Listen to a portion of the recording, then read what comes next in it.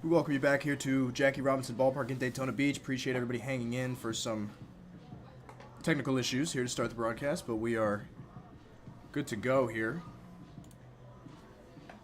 The one hit for the Knights in the first frame of the evening. We saw Pablo Torres, right-handed fireball for the Wildcats. Strikeout 3, allowed 2 base runners, but nothing comes of it. For the Knights on the mound tonight, it'll be Niger Victor making his first start for the Knights. He has had 2 appearances out of the pen this year, 3 strikeouts over an inning a third.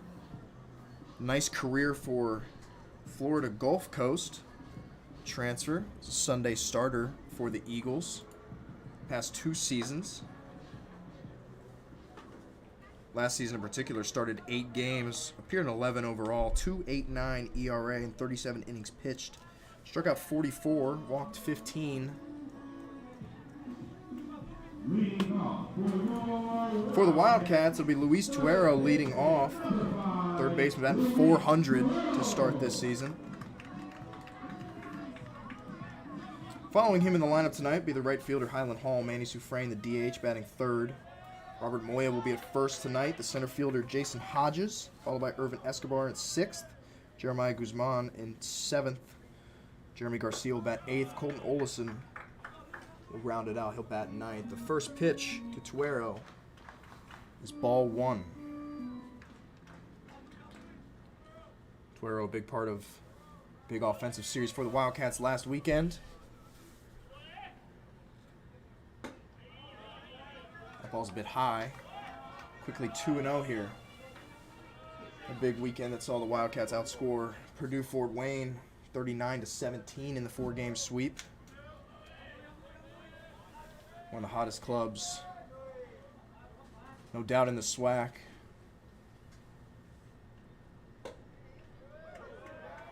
That one's a strike, 2-1. Wildcats to the top of the SWAC at 6-2.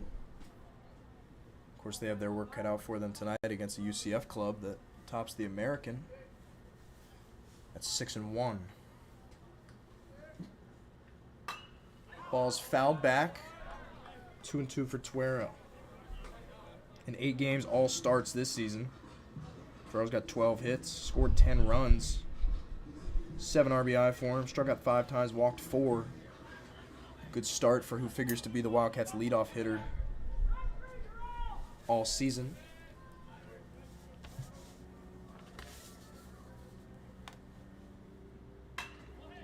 Two hit foul down the left field line. Victor on the mound for UCF. ASUN pitcher of the week last February.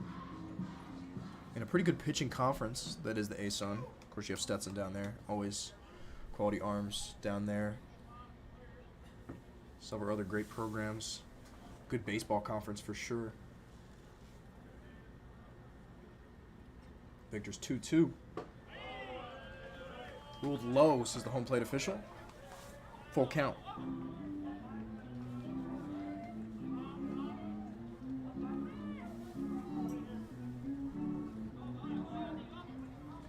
Victor under the Virgin Islands. That one's inside on Tuero. Wildcats' first batter of the night will be their first base runner. Bring up the right fielder, Highland Hall, hitting .333 to start this season.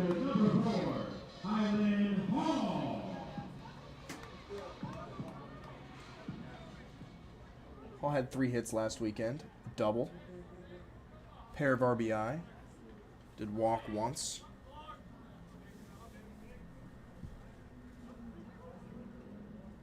Big time transfer for the Wildcats. He fouls the first pitch behind home plate.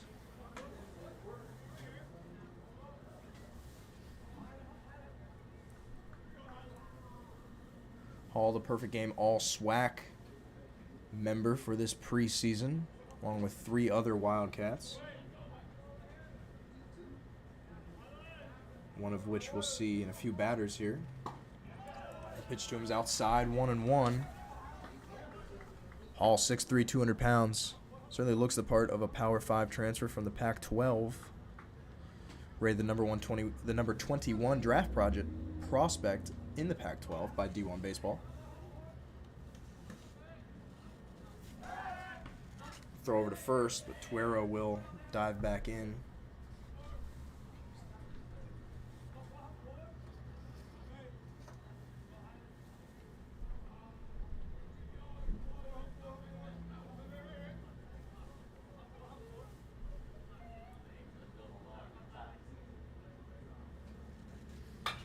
One.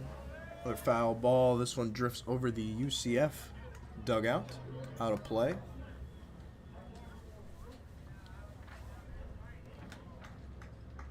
Another windy night here in Daytona. 14 miles per hour wind out of the west, blowing out to right field. It's at 82 degrees right now. Ball's well high. 2-2.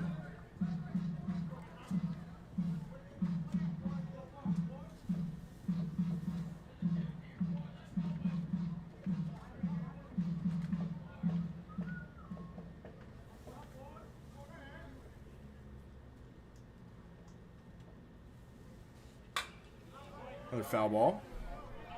Hall will stay alive at 2-2. Hall played 28 games last season in the Pac-12. Started 17, all in center field. Struggled a bit. Hit 179. Pair of homers. Got all the tools to be a great player here in Daytona Beach. This one's fouled back.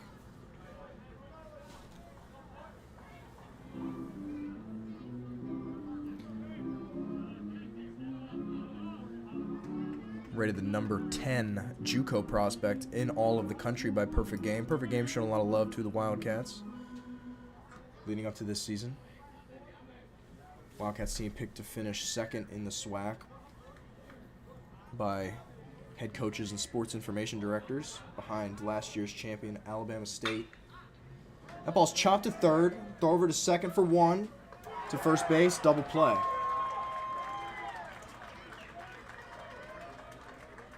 Just like that, the leadoff base runner gone for the Wildcats. 2 outs here for the DH, Manny Soufrain. Big weekend for him last weekend, particularly Saturday night. 5 RBI on 2 deep homers against Purdue Fort Wayne. Sent both of those out to deep right field. Provided all the offense the Wildcats needed. And their third of 4-game sweep. First pitch to Soufrain, in there for strike one.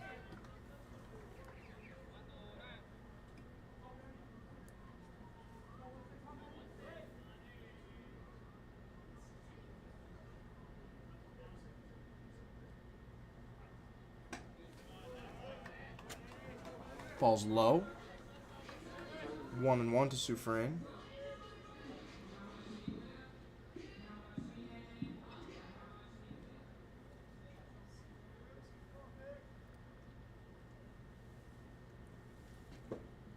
That one swung on a miss. Down 1-2. Soufrain out of Miami, one of a lot of players up and down this BCU roster from South Florida. Hot recruiting area for Jonathan Hernandez, the head coach.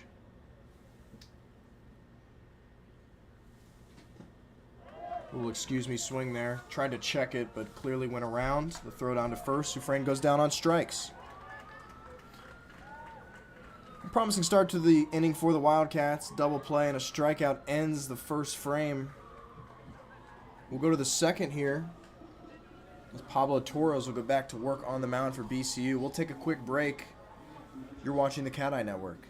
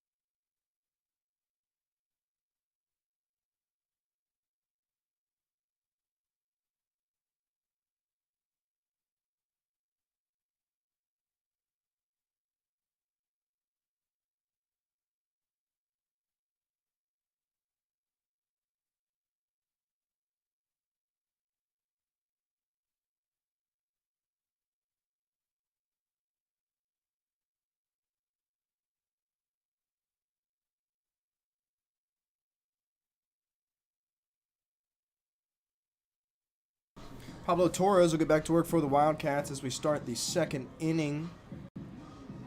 Hard-throwing right-hander.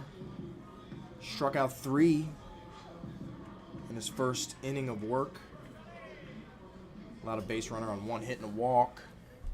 His first start for the Wildcats. For the freshman, Andrew Sundin, designated hitter, will lead off for UCF, making his first appearance for the Knights this season. He'll take the first pitch, called a ball.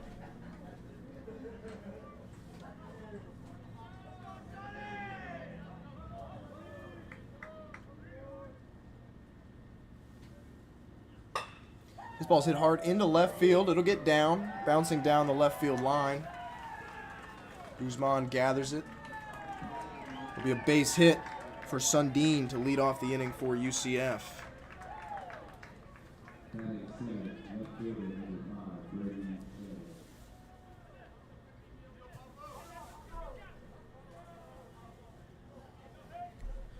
Brady Shannon, the left fielder, he'll bat next, hitting .357 this season. He's got a pair of home runs for a UCF club. Tied for 7th in the country in homers through 7 games. He'll take a ball. Hard-hitting UCF club. Batting .302 as a team this season. Another pitch outside, 2-0.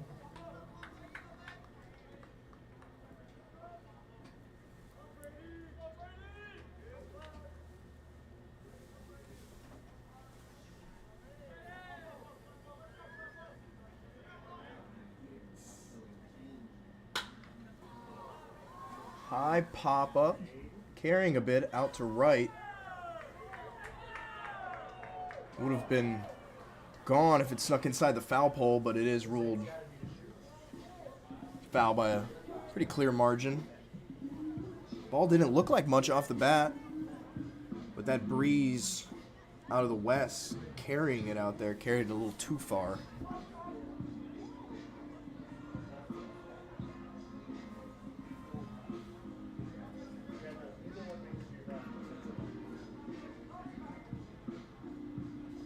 Delay here as the UCF head coach has an issue with the call. Foul. Looked very clearly foul from up here, but I guess there's an argument to be made that it hooked foul after crossing over the foul pole. They won't reverse it, so it'll be a 2-1 for Shannon. Everybody's back in their places.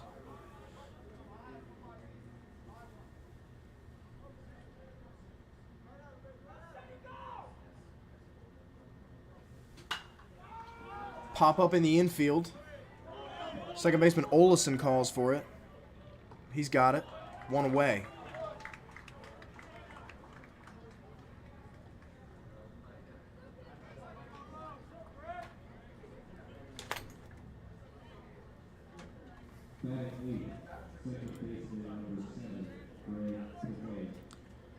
Greg Pate batting next, the freshman making his first appearance for UCF this season.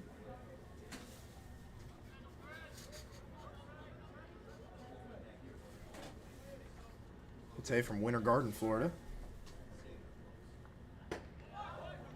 Takes the first pitch on the inside edge for strike 1. At .473 at the First Academy last season. Getting some midweek work. Swing and a miss. Big swing and a miss. He's down 0-2. Runner on. Base hit. Sundin down the left field line. Trying to push the first run across of the night. Pitch is well outside, 1-2. Torres, like we said, one of the hardest throwing Wildcats. Hitting around 93 or so in the preseason. Getting his first start of the season. Swing and a miss. Strike three. 3 big hacks for Pate, and there's 2 away for UCF. John Reese Plumlee, the 9-hitter now, and for a 9-hitter, he's been swinging the bat well, batting .318. He's got a homer. Only 3 Knights in this lineup, 2 of which making their first appearance tonight, do not have a home run this season. He shows bunt, pops it back behind home plate. He's got 4 RBI. Struck out 9 times, walked 3 times. He is 5 for 5 on stolen base attempts this year. Some speed out of the 9 spot. Very deep UCF lineup, no doubt. Ball's high. Escobar throws over to first. Tries to get Sundin a little too far out in front, but he dives back in.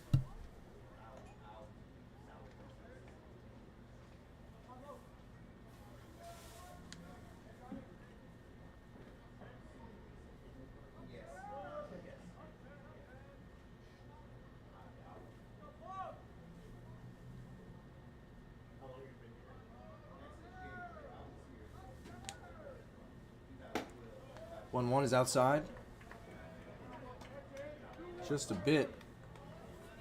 Count goes to 2-1. As the sun begins to dip. Starts to get a little dark here out in Daytona. Ball's chopped fair ball. Moya gathers it at first, tags the bag, and that'll do it for UCF. Top of the second. Another hit for the Knights. Nothing comes of it. And we will go to the bottom of the second now. Still locked in at no score. It'll be Moya, Hodges, Escobar due up for the Wildcats. Before they come to the plate, we'll take a quick break. Thanks for watching the Cat Eye Network.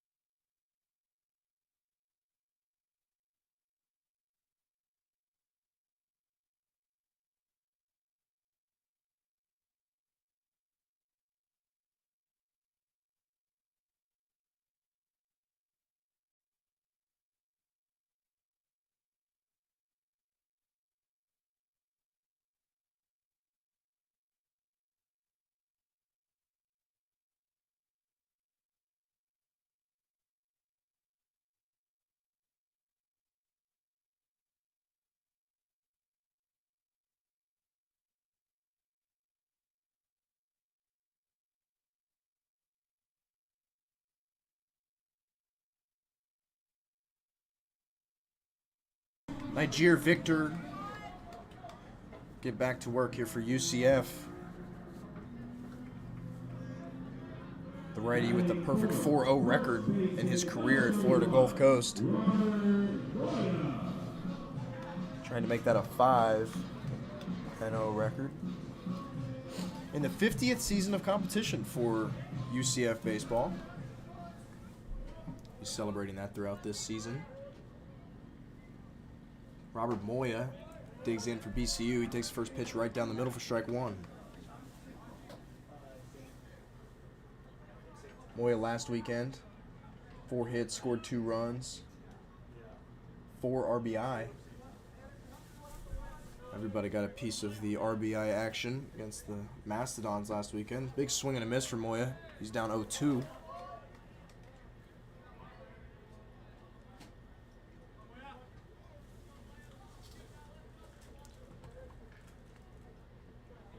We're tied for second on the team in RBI with 6. Start the season. He split time between first and DH. That one looked like it was off the hands. Must have clipped a piece of the bat. It's ruled a foul ball. Certainly didn't sound like it was off the bat, but Moya's not going anywhere, so he must think it's a foul ball. He's down 0-2.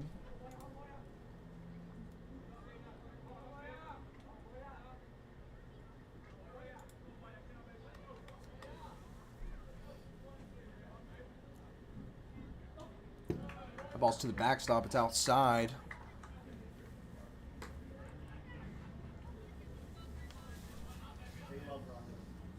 Moya, another Hialeah guy. Like we said earlier, a perfect game all SWAC member. Played in 46 games for Cleveland Community College last season. 48 hits, scored 39 times, 41 RBI, 11 doubles, second on the team with 11 homers. He takes this one in the dirt. Hit 350, slugged 672, 526 on base percentage. 6 foot, 200 pounds. A big piece of the lineup, adding some serious pop to a BCU lineup that struggled to hit the ball out last year. This one's fouled back.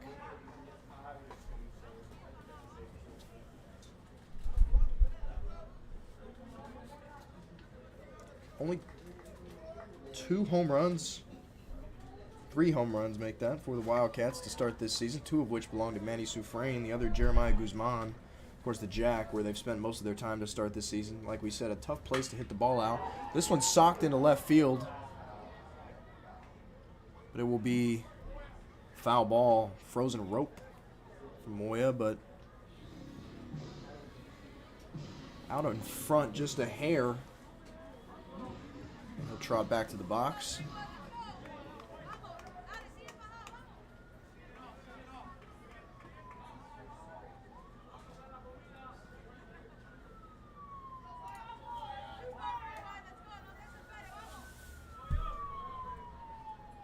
Two to Moya. He's outside, and he works the count full after falling down 0-2. Good little at bat here from Moya. The 2 big swings and misses to start it. Wind still strong out to right. Moya thought he had ball 4. He's rung up looking. Just cut the outside edge, says the home plate umpire. That'll be the first out for the Wildcats this inning. Jason Hodges, 5th hitter, center fielder. He'll bat next. He's hitting 176, struggling a bit to start the year. Got a pair of RBI. Takes first pitch for a strike.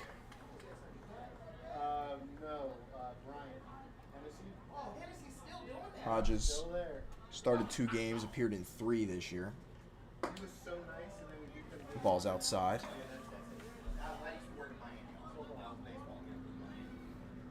Played in 20 games in 2022 for John A. Logan College, hit 229. Originally an Arkansas attendee before deciding to transfer. Swing and a miss for him here, 1-2. The guy drafted by the Cincinnati Reds in 2019, 39th round. Tortuga's own Cincinnati Reds. Always fun to bring that one up, playing here at the Jack. Ball's a bit high, 2-2 to the junior outfielder. 6'4", 210.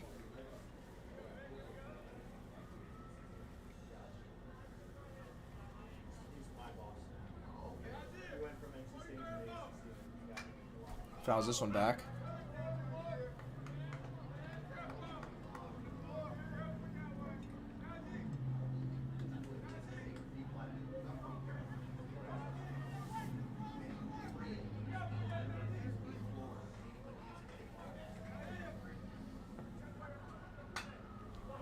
Another foul back to the backstop. Wildcats working some long at-bats here against Victor. That can go a long way in some of these midweek games with a lot of patchwork bullpen type contests. Ball's outside, especially after a weekend, particularly for the Wildcats. It saw them use up a lot of arms in the 4-game series, particularly Saturday with the doubleheader. Of course, those arms were saved on Sunday by the starter Gaviria, worked a complete game shutout. Another one that Hodges thought was a ball, and he too is rung up, goes down looking. 2 strikeouts for Victor in the inning. Both on some questionable calls, at least according to the Wildcats batters. Always hard to tell from up here. One looked low, but rolled in there. That'll bring up Irvin Escobar.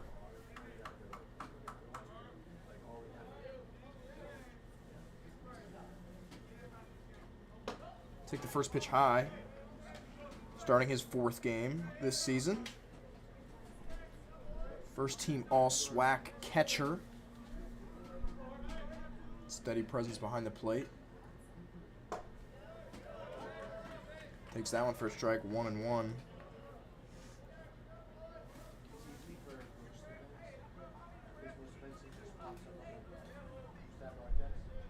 He hit .228 last season. Swing and a miss.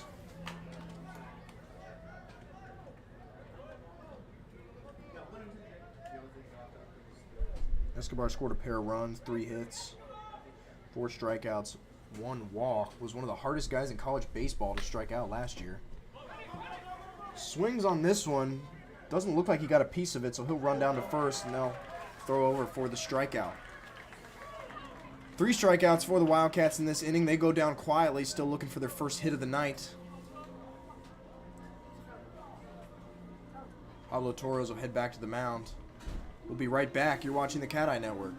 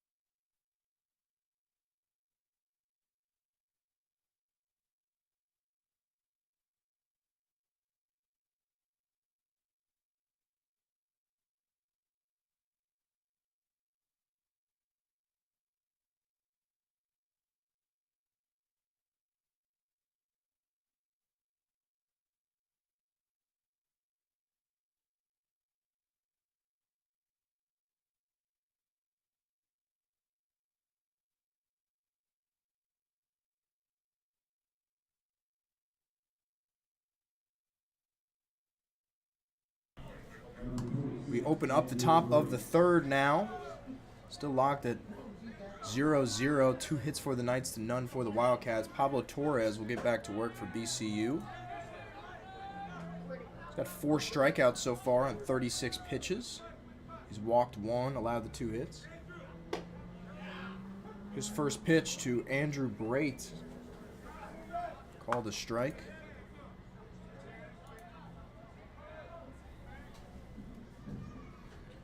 Brate was named AAC Player of the Week last week after hitting 467. He fouls this one back. 467 this past weekend. Had 7 hits, 6 RBI, a 4-hit game on Saturday. Big part of the 4-game sweep of Clemson.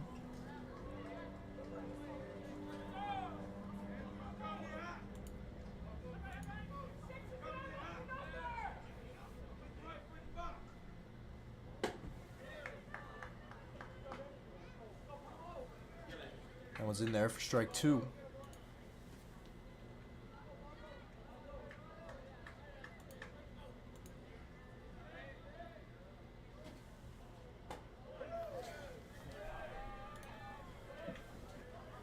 It's in on the hands of Brate.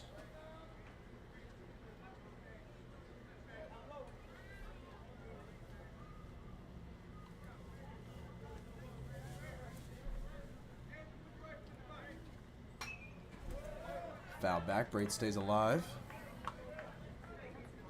Brate hitting 417 this year. Great start for him. 6 RBI, 3 doubles. Struck out 6 times, walked 5 times.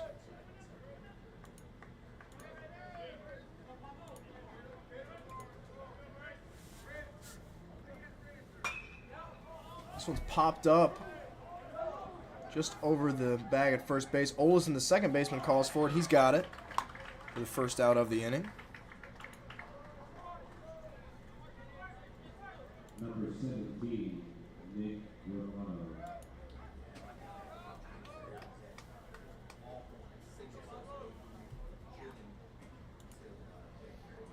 I'll bring up Nick Romano. Had the first hit for the Knights this evening.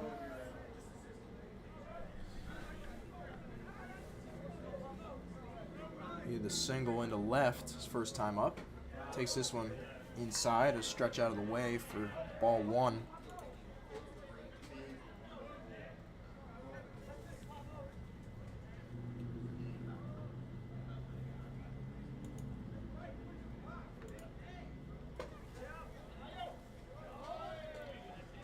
Up 2-0 here.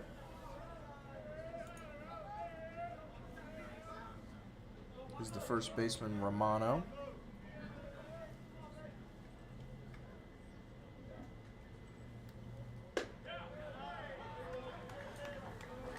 Takes that one down the middle for a strike. Wildcats, top pitching team in the SWAC a season ago, taking their place right back atop those standings this year through the first 7-8 games. This one's hit to the third baseman, Tuero. He gathers it, throws over to Moya at first. 2 away for the Knights. That'll bring up Tom Jostin. Wildcats, top of the SWAC with a 4.38 ERA. They lead the league in strikeouts with 86. 22 of those looking. They have the second fewest walks in the conference.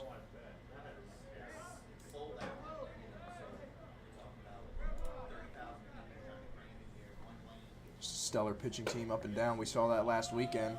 First pitch to Jostin's well outside for ball 1. Lipthrat on Friday, Santos on Saturday,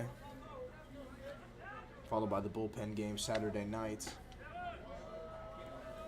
The ball outside, 2-0. Then, of course, Gaviria Sunday, stellar outing for the Sunday starter, a perfect Sunday starter, any college baseball roster.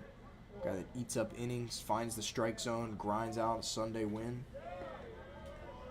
This ball's in the dirt. Jostin up 3-0. Of course, Gaviria's outing on Sunday, anything but a grindy type outing. 92 pitches is all it took him to turn in the complete game shutout. Not a guy to wow you with his stuff, but finds his spots, gets the job done. 4-pitch walk worked by Jostin here. Put a base runner on with 2 away for the Knights. Still looking for that first run of the ball game.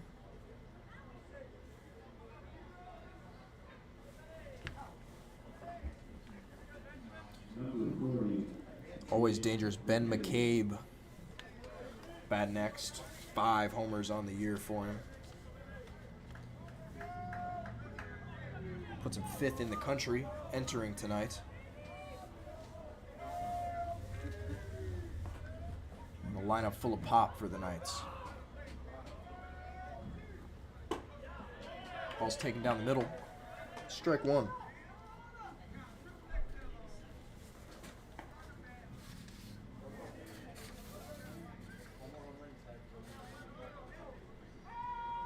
McCabe, an AAC Player of the Week as well.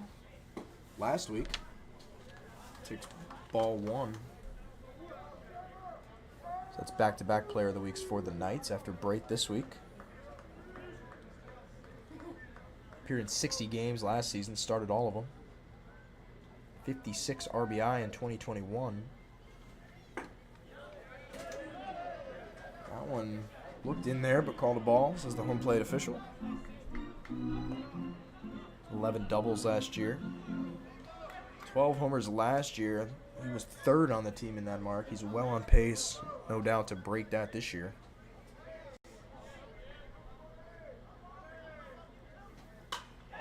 So he pops this one up over to the third base line. The shortstop Garcia is going to call for it. He's got it.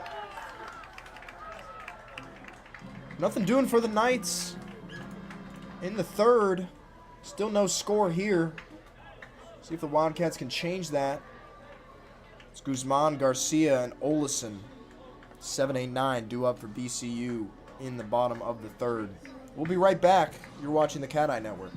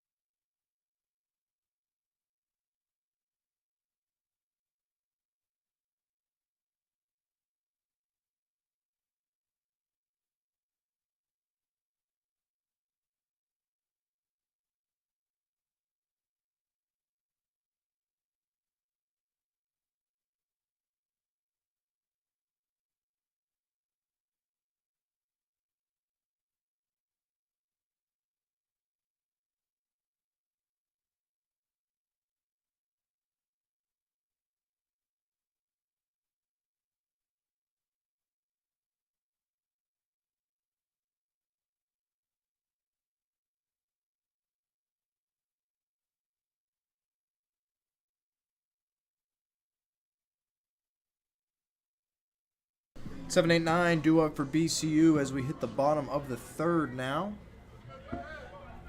Jeremiah Guzman will lead off. Wildcats lineup been a pretty deep one to start this year. Guzman hitting 364. Olesen, the 9-hitter, been one of the Wildcats' best hitters to start the year. He's batting 360. Sunday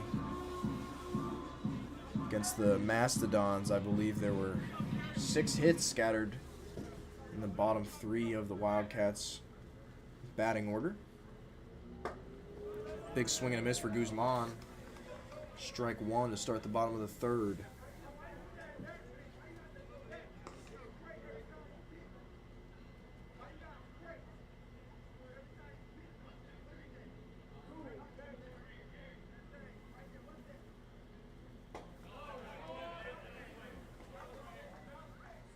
Takes ball 1 here. Guzman making his 4th start this year. 4 runs on 4 hits. He's got a pair of doubles and the homer. Hits this one hard, but a pop-up into center field, drifting into right center. And Plumlee will make the catch for the first out of the inning. Victor up to 42 pitches now. Some activity in the Knights pen as Jeremy Garcia digs in for the Wildcats. It's going to be a left-hander in the pen for UCF. Handful of arms poking around in the BCU pen, but nobody warming up yet. First pitch is a ball.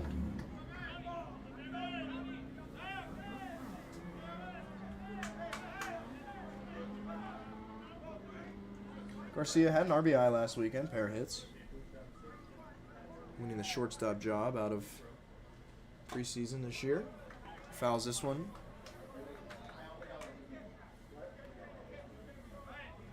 Brother Matt Garcia held down the shortstop spot last year. He transferred to Missouri. Jeremy just taking the spot and run with it to start 2023. 1-1 to him. Clips the outside edge. Looked a bit outside, but old strike two. Certainly a hard one to swing at.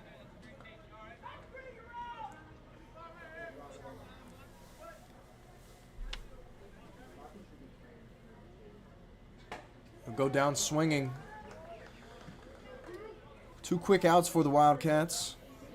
Still trying to find their first run and first hit of the night. Have had a base runner on a walk in the first inning. That'll bring up the 9-hitter Olesen. He's got 5 RBI to start the year. He's been outstanding. Great table setter in the 9-hole for the top of the lineup. Take the first pitch high and inside. Had to back him up a little bit. He's got a double. Second on the team. 9 hits. He started all 8 games. Takes that one for a strike. Started 58 games last season. Started every game he appeared in. Really kind of came into his own as that 9-hitter last year. Got some clutch in him. He dribbles this one to the second baseman. And it's thrown over to first. 3 up, 3 down for BCU in the third. Still looking to get something going here tonight, but nothing doing. We're through 3 full. We'll be right back. You're watching the Cat Eye Network.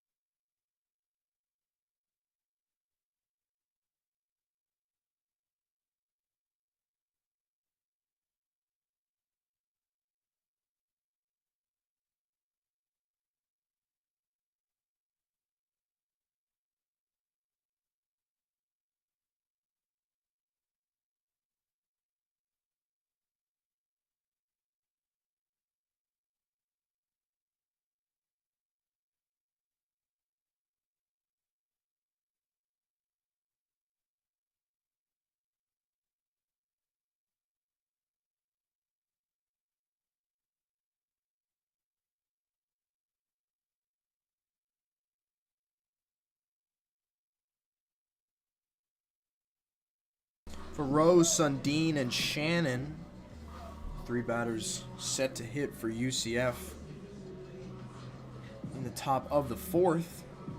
Just 2 hits for the Knights, 0 for BCU, scoreless game. Against 2 clubs that have really hit the ball well, particularly this past weekend, but throughout the season to start. For Rowe, his first pitch from Torres is a ball. Like you said, UCF hitting 302 this season. The Wildcats. Not far off. 286. Ball 2 taken in the dirt. Farrow 0 for 1 with a strikeout. His last time up.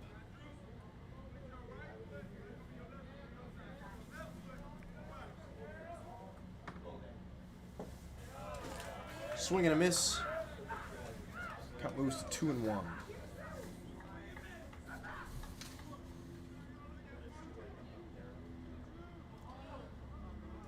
Farrow, a freshman.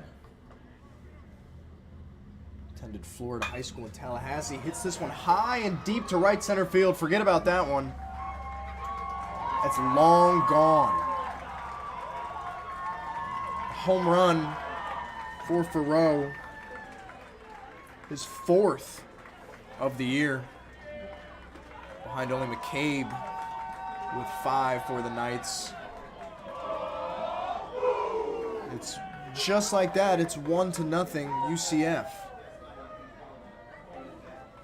Number 44, Andrew Sunday. Farrow got every bit of that one. A no-doubter off the bat for the freshman.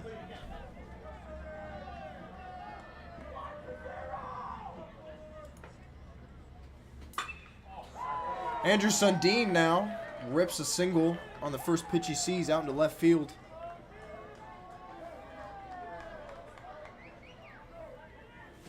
Quickly, Torres showing some cracks. Number 5, Brady Activity in the Wildcats pen. It's going to be number 40, Gabe Perez. As Torres' teammates will gather around the freshman and a little pep talk.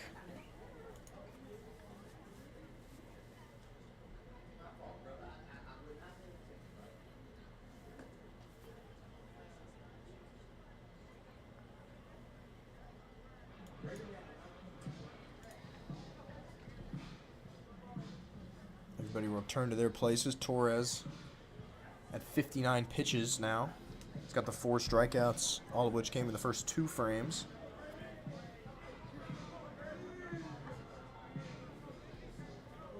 He's got Gabe Perez warming behind him.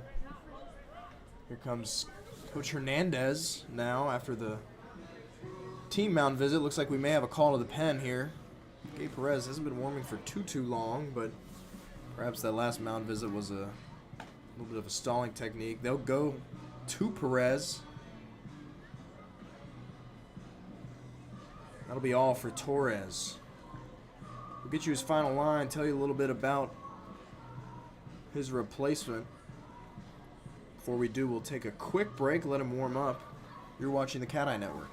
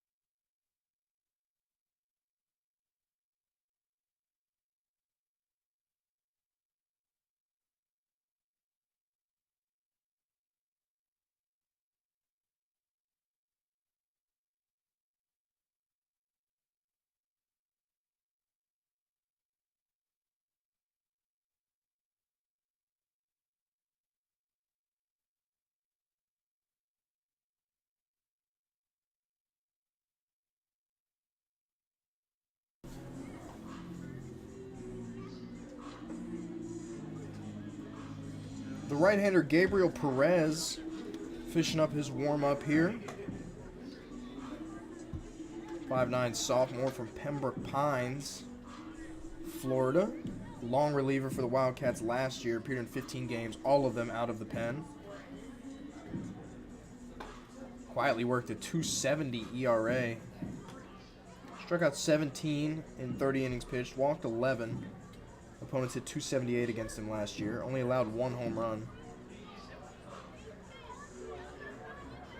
Had a run last season of 5 consecutive outings out of the pen without allowing a run. Threw 3 scoreless innings at the SEC's LSU last year.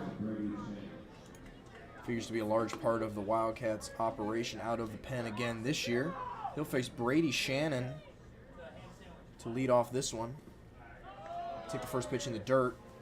Sundin will stay over at first after his base hit. Final line.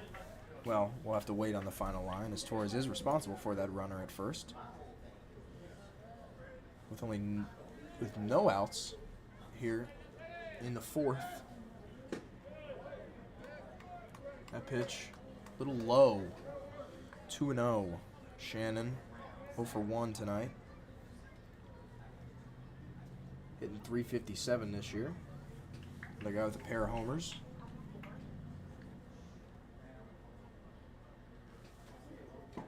Swing and a miss on a ball in the dirt.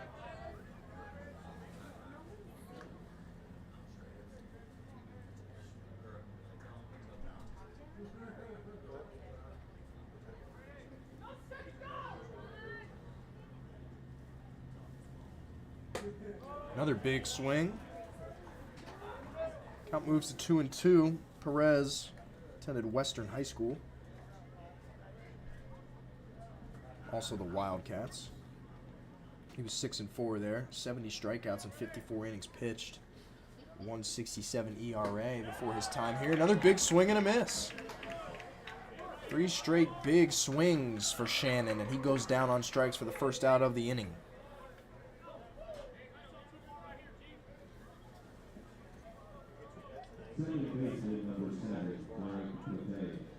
Perez allowed 2 runs in 2 innings pitched this last weekend. But a guy, no doubt, with Coach Jonathan Hernandez's trust out of the pen. First pitch to Greg Pate is a strike. He's 0 for 1 with a strikeout his first time up.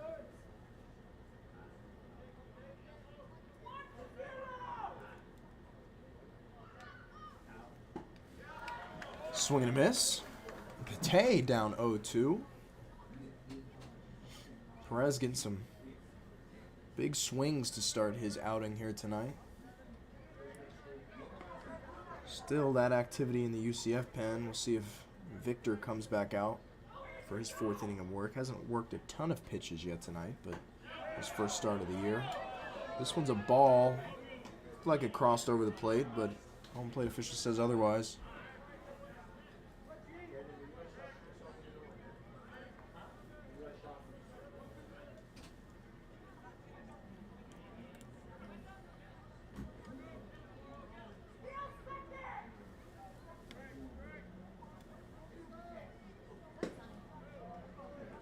Another one, it looked like it cut the outside edge, but another ball.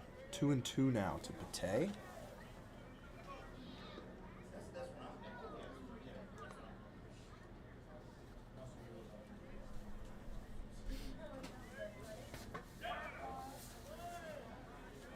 Count moves full.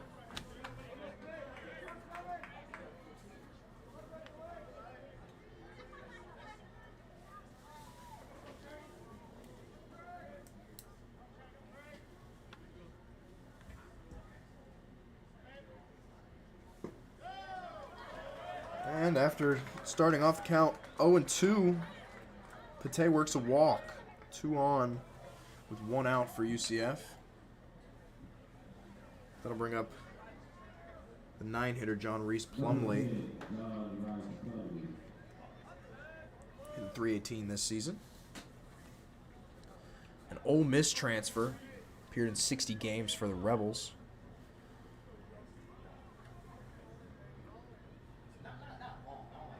Guy who also plays football for UCF. Ranked the number 7 dual threat QB in the nation. Serious speed as he takes ball 1. 5 for 5 on stolen base attempts already.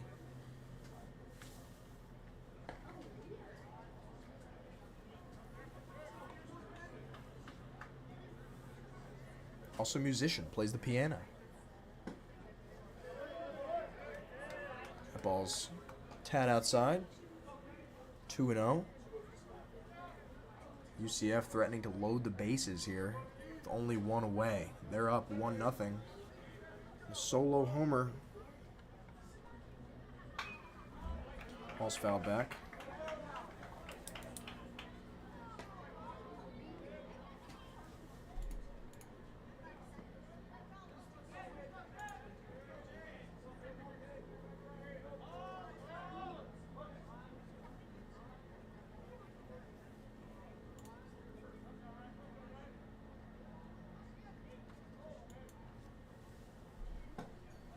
Pitch outside, 3-1 now.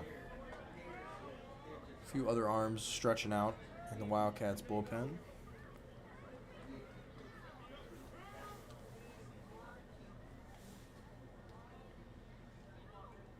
Perez, 11 walks last year in 30 innings. This one's fouled at the feet of Plumlee.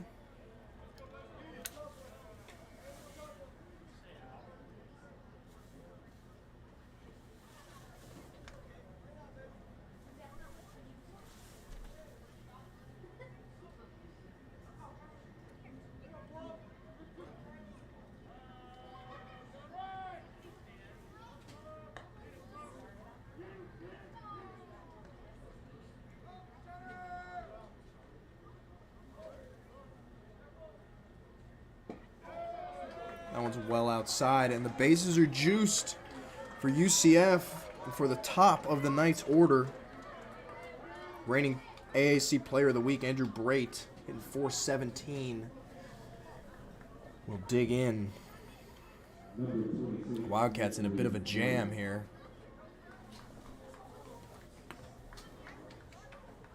Pitching coach Joel Sanchez come out and have a talk with Perez. Struck out the first batter he faced. Now back-to-back walks have him in a bit of trouble.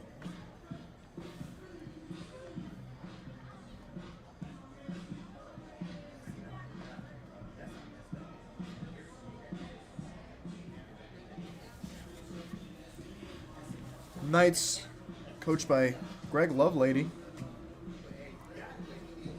Been the head coach there since 2017.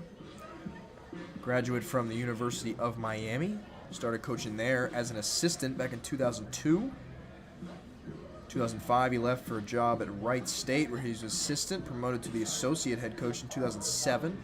Took over as head coach of Wright State in 2014 and has been the head coach, like we said, at UCF since 2017. 17 winning seasons in his career, 9 NCAA tournament appearances, 2 appearances in the College World Series. He's .322 and .180 as a head coach, and he's .198 and .124 at UCF. Guy who has been around, no doubt. Perez back to work. First pitch to Andrew Brate at the top of the night's lineup is called a strike.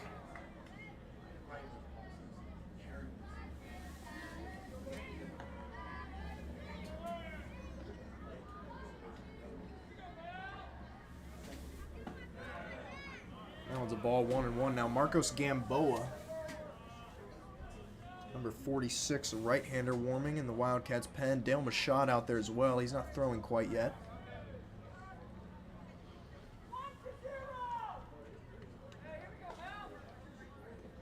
That ball's in the dirt.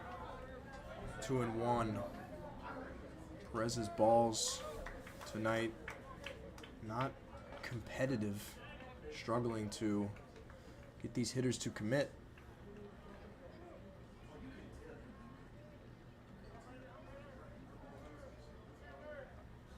Knights with the 1-0 lead. looking to put up a crooked number in the fourth. This ball's fouled back.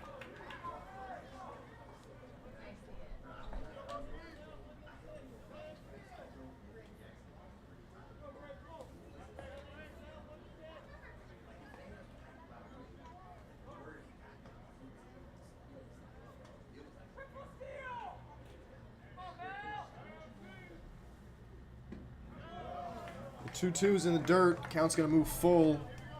Perez and the Wildcats in danger. Walking in a run. Had to figure if that happens, it may be the last batter for Perez. Struggling a bit after strikeout to start his outing. This ball's hit hard into center field. Hodges has got it. But it's going to be a sacrifice. Sundin will score. 2-0. The UCF lead now. Not the worst outcome there for Gabe Perez. Now runners on first and second. Pate not advance on the play. I'll pick up Nick Romano, 1 for 2 tonight.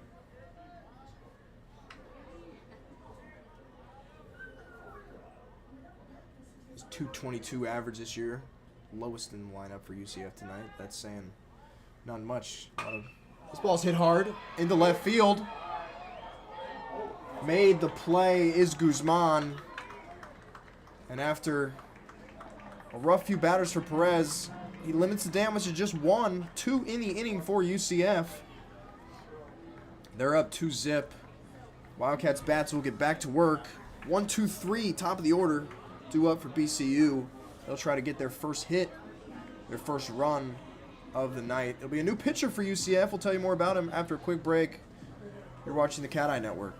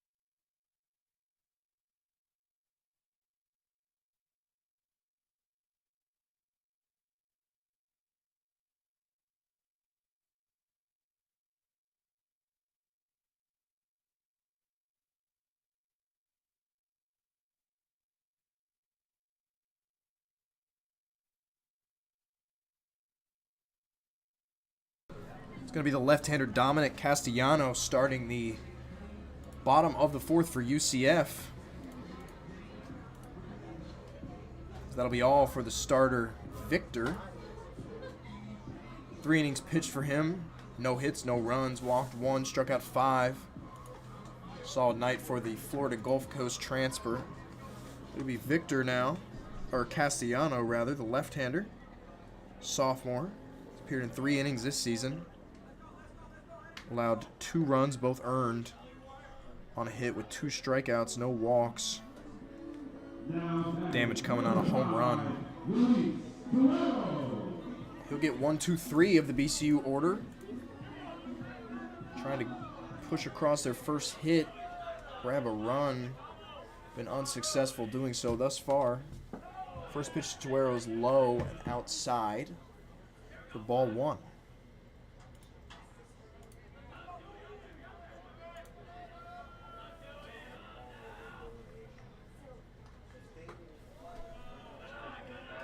It's another ball.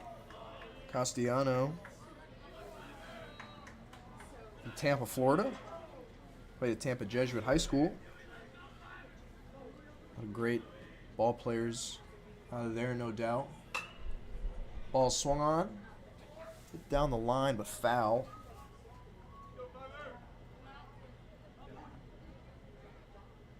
His final high school season, Castellano posted a 162 ERA, 83 strikeouts.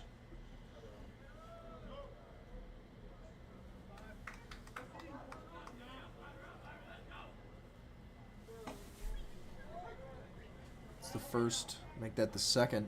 Strike to Tuero. 2-2 count now.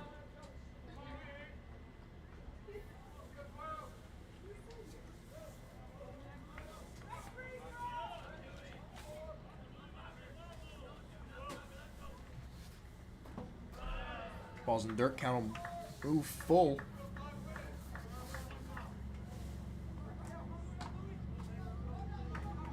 Wildcats do have base runner tonight. On a walk in the first inning. That one's called a strike, clearly over the plate. Tuero doesn't like the call, but he'll go down. The 7th strikeout of the night for BCU. A lot of those have come looking. We'll bring up Highland Hall. 0 for 1. Batting .320 on the season.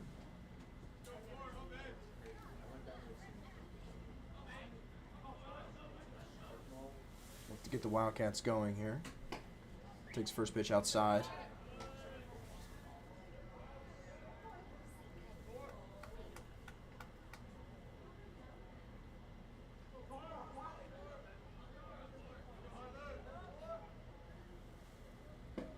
Big swing and a miss from Hall. 1-1. Be a big week for Wildcats basketball this week. They welcome in FAMU for the season finale on Saturday. And a win and get in for the SWAC tournament for both teams. Highland Hall swings through that one. 1-2. Both squads can still make the SWAC tournament with a loss, but they'll need some help. A win would guarantee an appearance for both teams. This one's fouled over to the UCF bullpen. Bunch of arms gathered down there, sitting against the wall. Nicked one of them.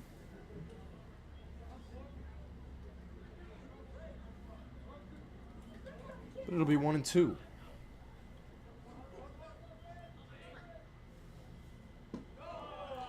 That one's inside and low. 2-2. Wind continues to drift out to right field. Certainly saw that help the homer. A few foul balls to deep right. This one's hit foul over the UCF dugout. Ball will stay alive.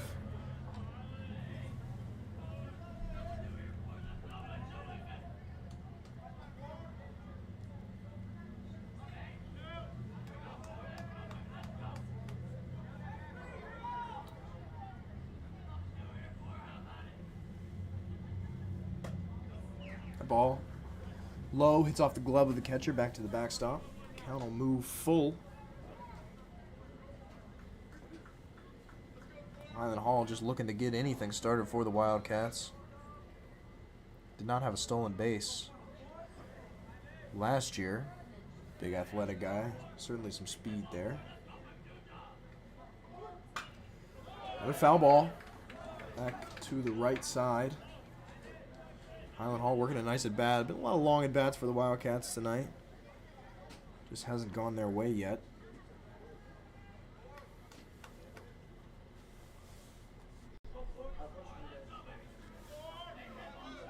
UCF pitching staff, 4.72 ERA. Start this season combined. This one's chopped over to third base. It's gathered, thrown over to first. 2 away. Great makes the play. Nice running grab. 2 away for the Wildcats. Still looking for their first hit of the night. Manny Soufrain now 0 for 1 with a strikeout tonight. With the 2 homers to right field, I'd like to think he liked the odds of getting a hold of one tonight as he did over the weekend. Take the first pitch high. He platooned over at first base last year. Saw more playing time towards the end of the season.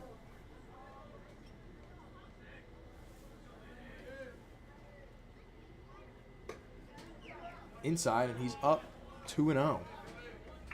Sufrain been platooning over at first, splitting time between that and DH with, of course, the hard-hitting Moya. Form a nice 3-4 in tonight's lineup. Chops this one in on the hands, over towards the BCU dugout and foul.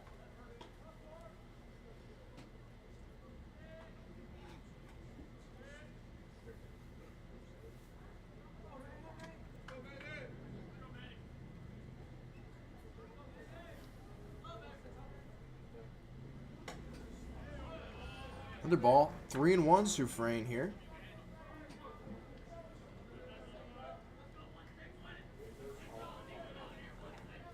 Sufrain hit .500 last weekend, 3 hits, 6 at bats, of course the 5 RBI. Hits this one, another one, cut him inside a little bit. The second baseman runs in on it, he grabs it, throws over to first. Another 1-2-3 inning for the Wildcats. Still trying to put something together. And we will go to the 5th inning. UCF still leads this one 2-0. We'll be right back. You're watching the Cat Eye Network.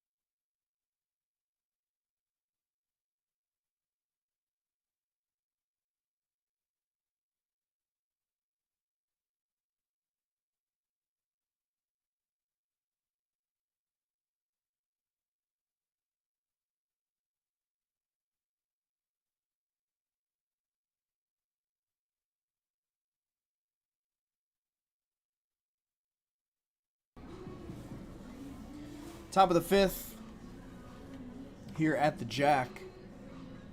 UCF leads 2-0.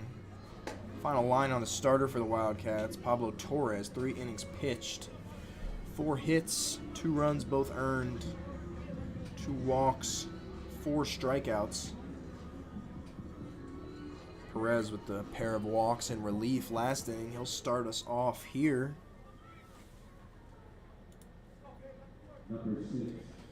With 3-4-5, the heart of the UCF order due up, looking to pad their lead.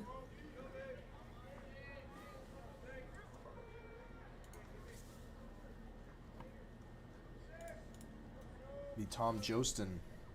Worked 2 walks tonight. Takes first pitch for a strike.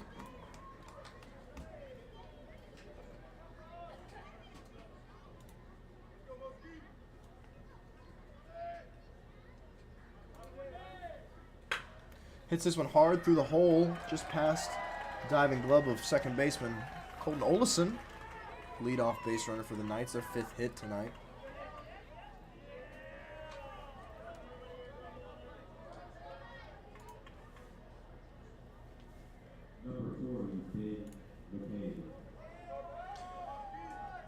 Ben McCabe 0 for 2 with a strikeout. He's been quiet tonight.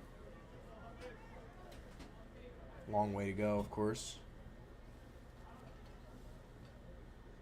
for the power hitting catcher.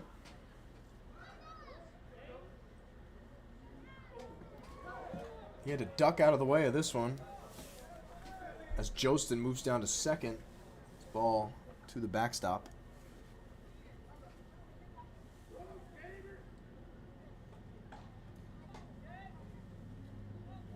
Just like that, the Knights have a runner in scoring position with nobody out. Gamboa will continue to get warm in the BCU bullpen. Dale Machad making his way out there. Still not quite warming up for him, but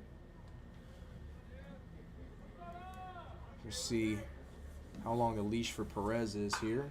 This one's hit hard out into left field. That's a base hit. Jostin rounding third. That one's going to roll all the way to the wall. Jostin will score. McCabe's going to coast into second with a stand-up double. 3-0 UCF now. Nice piece of hitting from McCabe. That'll bring up the man who broke this one open. Back last inning, Drew Farrow had the home run. Solo shot. Deep right, a no-doubter. He struck out in his first plate appearance tonight.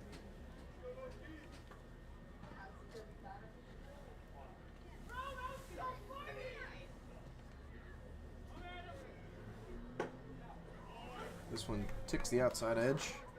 Strike one. Farrow, the switch hitter, batting again from the left.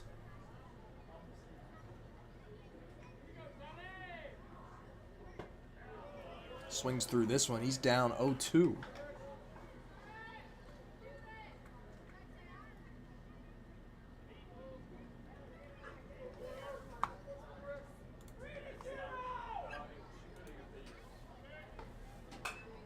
This one's fouled back.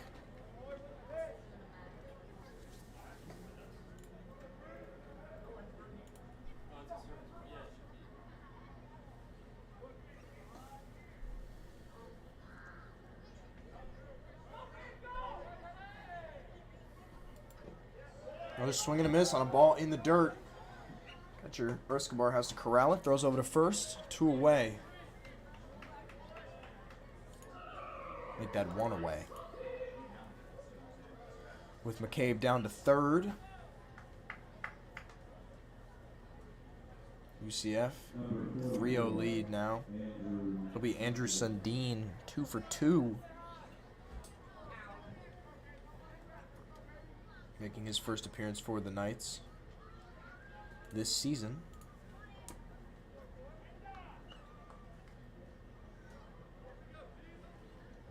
Have 3 SWAC scores final tonight, or this afternoon, I should say, a little midweek action. This ball's hit out in the left. That'll get down, base hit. That'll score McCabe from third. Guzman throws it in. It'll be a single for Sundin, and it's a 4-0 UCF lead.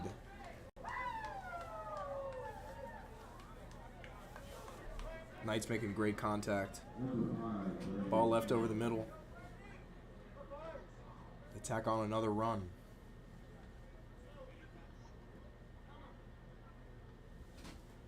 Here comes Coach Hernandez. He's going to go to the pen. That'll be all for Gabe Perez. He's responsible for the runner at first. Marcos Gamboa makes his way to the mound. He'll start to warm up. We'll take a quick break. Tell you more about him when we get back. You're watching the Cat Eye Network.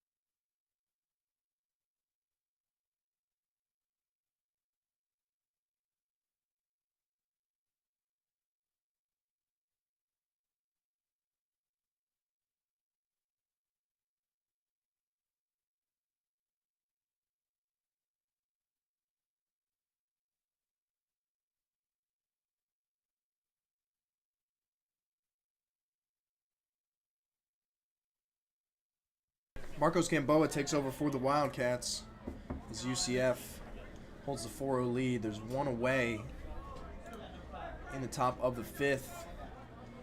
Sundin is at first. He'll face Brady Shannon, struck out, flew out. It's 2 at bats tonight. First pitch is outside for ball 1. Gamboa, sophomore right-hander, 6'3", 205 from Fort Pierce, Florida. Back in 2021, spent time with Wildcats football program. He's commit full-time to baseball now. Didn't see him on the roster for football last year. Another pitch well outside, 2-0. 11 appearances last year, 4 of them midweek starts. 0-1, 8.62 ERA, and 15 innings. Struck out 14, walked 20. It's all good. My friend's mom was out there, so I went to see her. That one's a strike, 2-1 now. Of course, when you're making the midweek starter against the circuit of Florida powerhouses, he made starts against UCF, Florida, FIU, FSU, all of his starts. Not exactly put in a great position to succeed, but that comes with the territory. That pitch is inside. There was an appeal down to first, but ruled a check swing, so 3-1 to Shannon.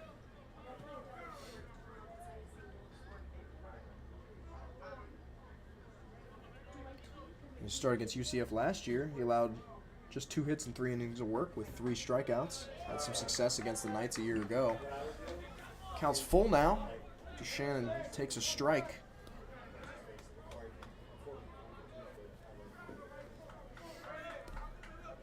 Trying to limit the damage to 2 in the 5th. That one's right down the middle, called strike 3. And Shannon thought it was a bit low, but he'll head back to the dugout. 2 away. Greg Pate, strikeout and a walk. 2 plate appearances tonight. In his first appearance for the Knights of 2023. It shows bunt. First pitch to him's high. Escobar threatens with the throw down to first, but Sundin dives back in. No throw. Nice little crowd out here at the Jack. No doubt plenty of UCF faithful traveling down, or I should say up, I-4 for the game. Plenty of Wildcat faithful out here as well. Another pitch high. Pate shows bunt again.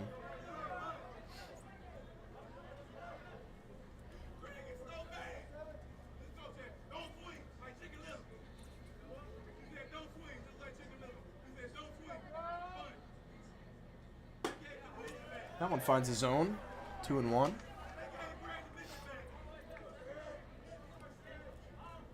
Gamboa has appeared in 2 1/3 innings this season.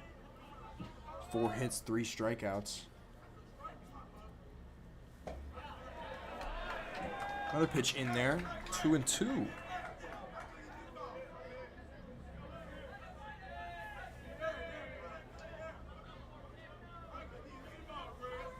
Gamboa did not appear for the Wildcats this last weekend.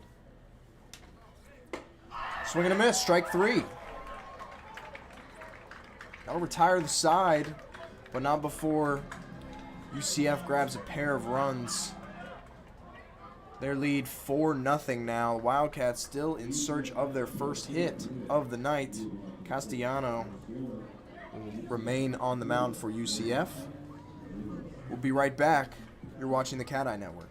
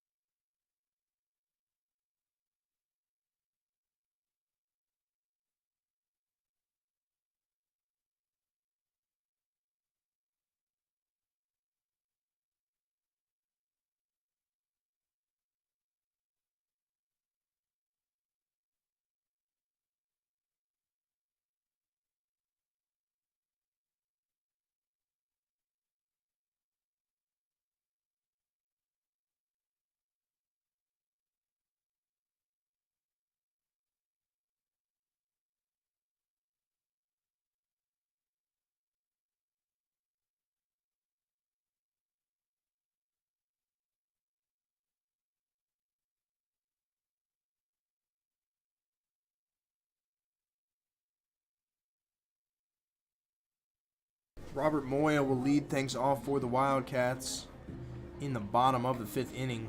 Wildcats still in search of their first hit tonight. Moya's 0 for 1 with a strikeout, his first plate appearance. He digs in against left-hander Castellano. Elsewhere around the SWAC tonight, Prairie View. A&M took down Houston Victoria 14-4. Alabama A&M victorious over Stillman 10-2. FAMU hosted UNF, defeated them 12-6. A few other games we'll wait on some final scores from. First pitch to Moya is a ball. Mississippi Valley State will face Arkansas State. Jackson State at Pine Bluff. Alabama State at Georgia State. Grambling State, Louisiana Monroe. Alcorn State at Lamar. Another ball, 2-0 to Moya. Texas Southern at Houston. And the second game of a doubleheader for Mississippi Valley State against Arkansas State. When those go final, we'll let you know. This one's hit hard through the hole. Just gets by the glove of the shortstop, Farrow. Tough play to make, but squeaks under the glove. And Moya is the first Wildcats hit of the night. A leadoff base runner for the Wildcats. 4-0. They're down in the bottom of the 5th. Certainly not an insurmountable lead. But finally have the monkey off their back. Have their first base hit tonight. Jason Hodges 0 for 1 with a strikeout. He swings on the first pitch, fouls it back.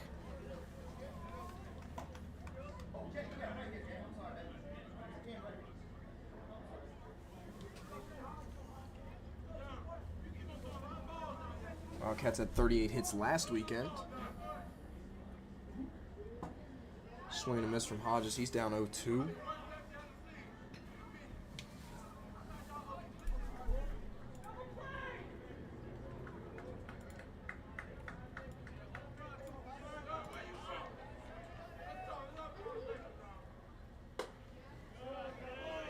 Takes a ball 1-2. Wildcats will welcome in Longwood this weekend for 3 games here at the Jack. Wildcats hosting a lot of teams here early, due a lot in part to some cold weather up north. Ball's hit hard but very foul. Down to right field.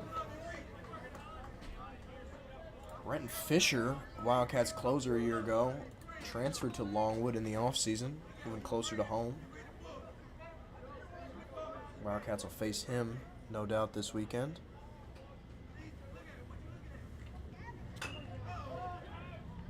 Foul ball right at the feet of Hodges. 1-2 for him.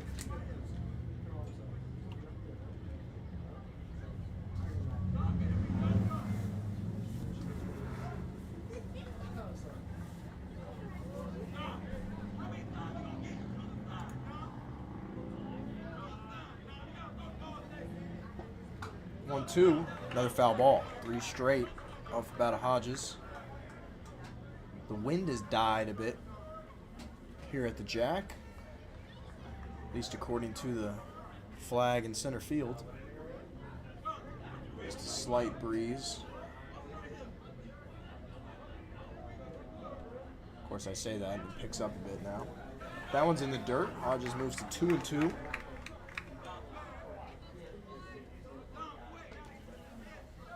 No activity in either pen.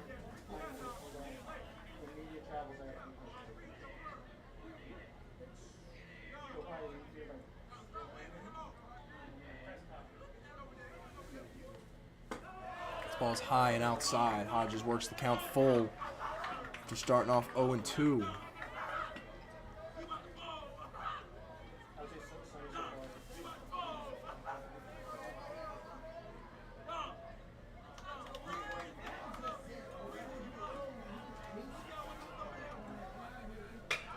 This one's hit high in the center field, but he got under it a bit.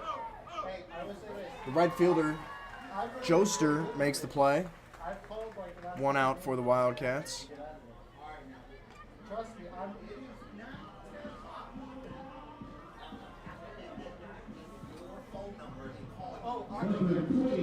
That'll bring up the catcher, Irvin Escobar. Has a strikeout in one plate appearance tonight. As we mentioned, one of the toughest players in college baseball to strike out last year.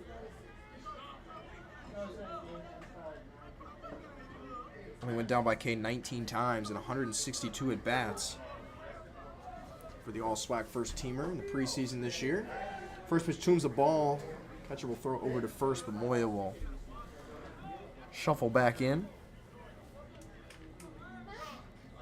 Outstanding defensive catcher Escobar, 998 fielding percentage season ago.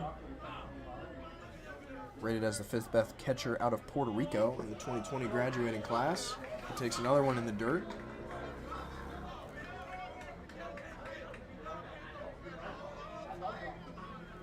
The primary catcher for the Wildcats last season, 48 games started.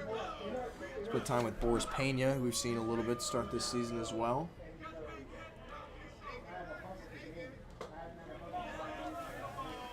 That one's a ball.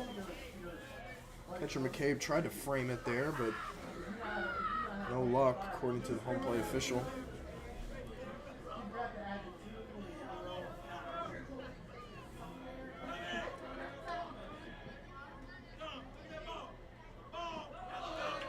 Distance in the dirt, Escobar up 3-1.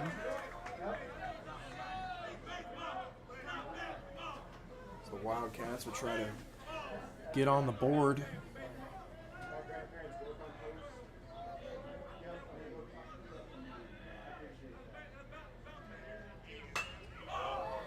Pop up out into left field. Shannon comes in on it. He'll be called off by the center fielder Plumley, who'll make the grab. 2 away.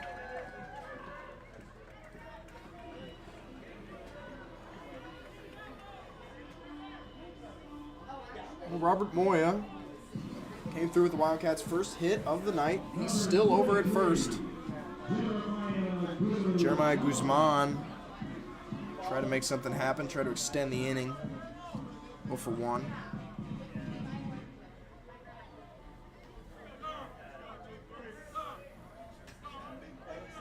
Guzman raked at Hartford Community College last season, hit .401. Impressive year there. First pitch to him, outside for a ball. 137 at-bats, 55 hits, 55 runs scored, walked 46 times, 21 doubles, 2 triples, 8 homers, 54 RBI, struck out 41 times.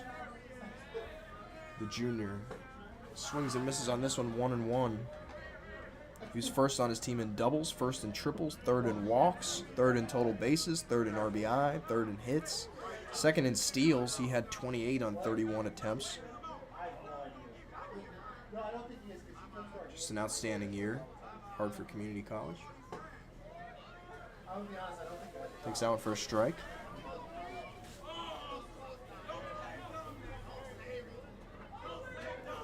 Ran track in high school as well. Pretty evident in his steal numbers last year. He'll slide out of the way of this one. Ball 2.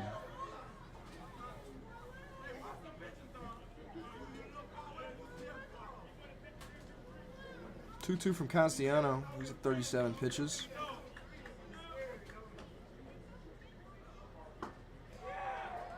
Looping swing through this one, and Guzman goes down swinging. Well, we have our first hit through the Wildcats, but nothing comes of it as Moya stranded on first. UCF still holds the 4-0 lead. We'll go to the 6th. Gamboa will trot back out to the mound. We'll be right back. You're watching the Cat Eye Network.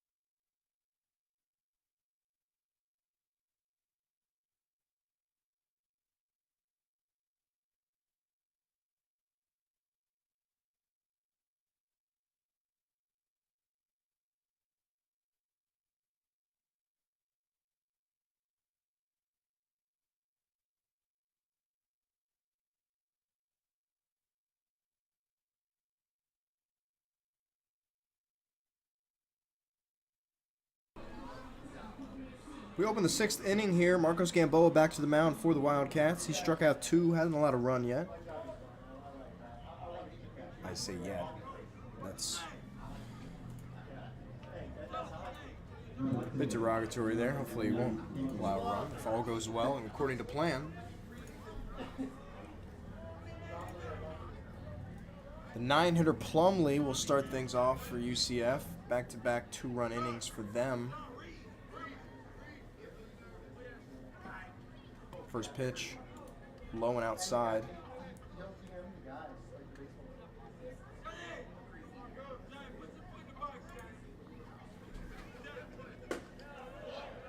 That one's inside, but ruled a strike. 1-1. Another big weekend for Wildcat Athletics here. As we mentioned, basketball going Saturday. Softball will head to Madeira Beach for a tournament. That ball is high and outside. Softball will go to the spring games, as the tournament's called. Plumlee turns out of the way of this one. They'll start off their weekend Friday against Hofstra at 10 a.m. Follow that up with Coastal Carolina, 12:30. This one's fouled back, 3-2. Saturday for Wildcat softball, they'll take on LIU at 10 a.m. Creighton at 3 p.m. Finish off their weekend Sunday against Southern Indiana at 4:30. Of course, you have the 3-game series for baseball. It's Gamboa. Payoff pitch is fouled back. Women's tennis back to work. They'll host the SWAC Cluster. Welcome in Southern on Friday. On Sunday, the Tennessee State. The ball's taken high up near the neck of Plumlee. He'll trot down to first, leadoff base runner. The 5th walk of the night for UCF. As we turn things over to the top of the lineup, and Brait now had the RBI on the walk, or the sac fly rather. Did strike out once tonight. That one catches the bottom corner.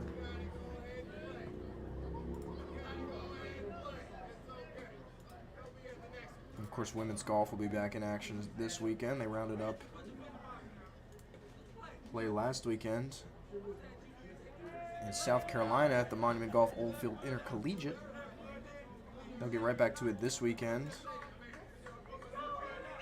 early next week. Another throw over to first. That ball pops out of the glove of Moya. Plumlee's going to get over to second on the failed pickoff attempt.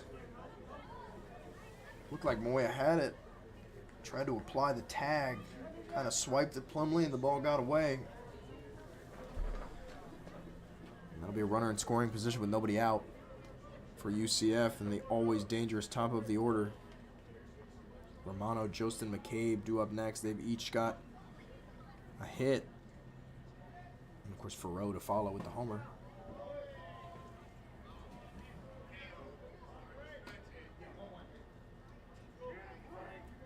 Golf this weekend will be at the Starks Invitational in Nashville.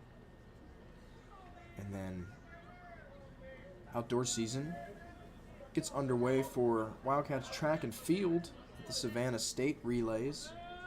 Savannah, Georgia. Ball's outside.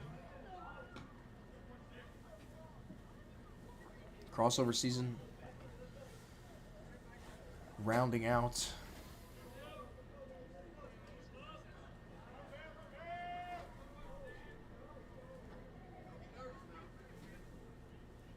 The 2-1 to Brait. Hit hard into center field. Carrying. Hodges back on it. It'll bounce over his head to the wall. Plumlee's going to round third. There'll be no throw, and he'll score. Stand-up double for Brait. And a 5-0 lead for UCF.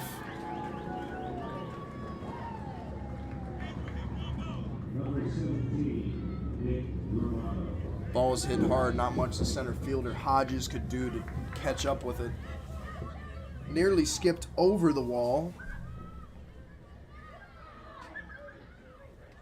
But ground rule or traditional double, either way, the run will score.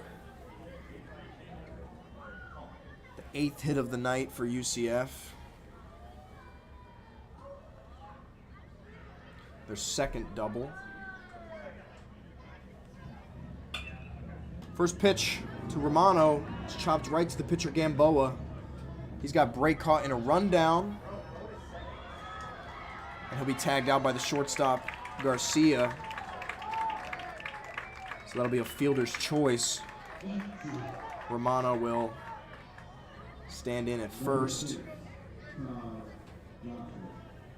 for the first out of the inning. No activity in the Wildcats' pen.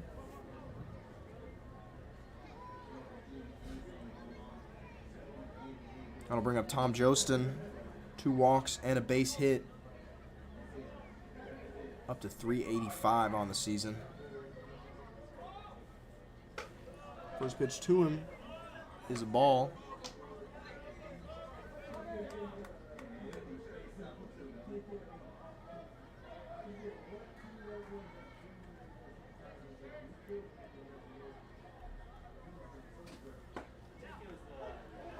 That one's low, but nicely framed by the catcher Escobar.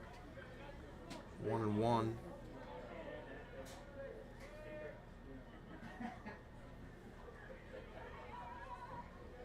Nice spring night here, Jackie Robinson. Big swing and a miss. Jostin down now 1-2.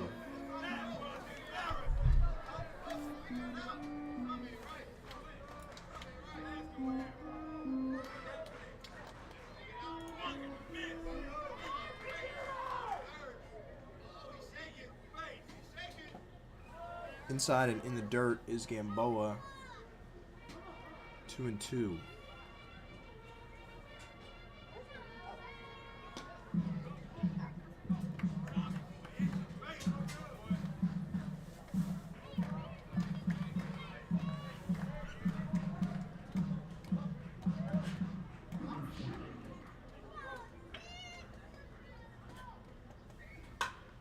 Hit hard right to the glove of the shortstop Garcia. He throws back to first.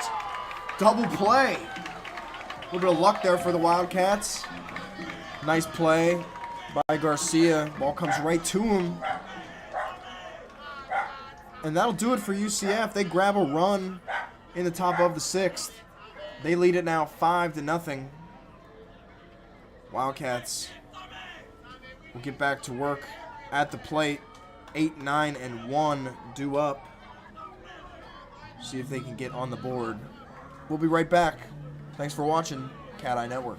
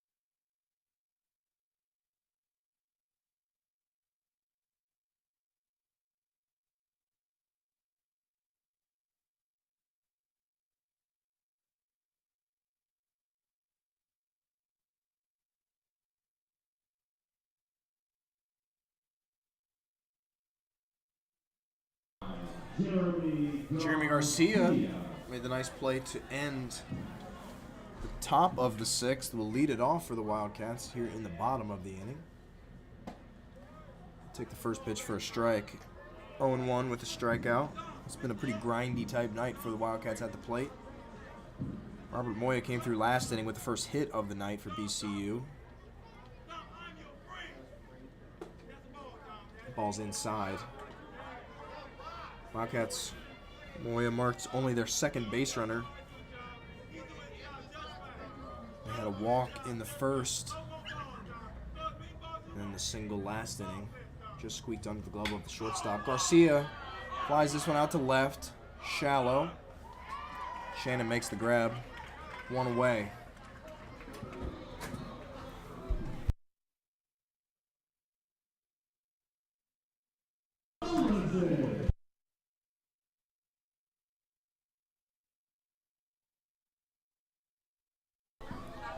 Colton Olison, hot hitting 9-hole hitter, will dig in now. He's 0 for 1 tonight, with 1 away here in the 6th. Wildcats trying to put anything together to get on the board. First pitch to him is high and outside.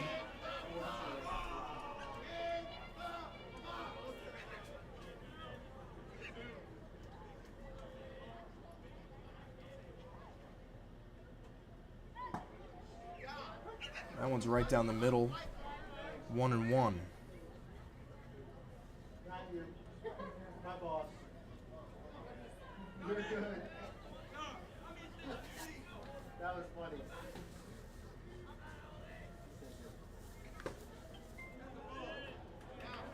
That one's just outside for ball 2. Olison of Spring Hill, Florida.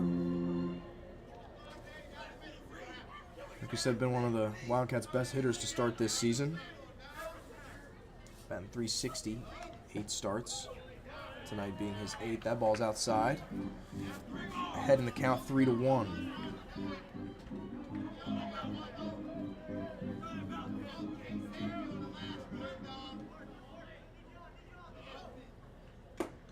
Ball swung on a miss into the glove of the catcher, McCabe. Count will go full. Wildcats 7 strikeouts. Wildcat batters tonight. 8 for the Knights.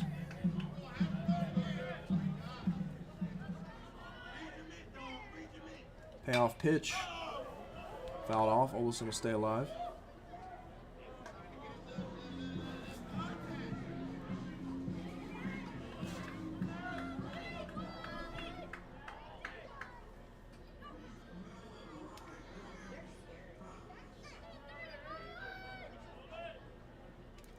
Olison, one of only 2 Wildcat batters without a strikeout. This one's chopped to the second baseman.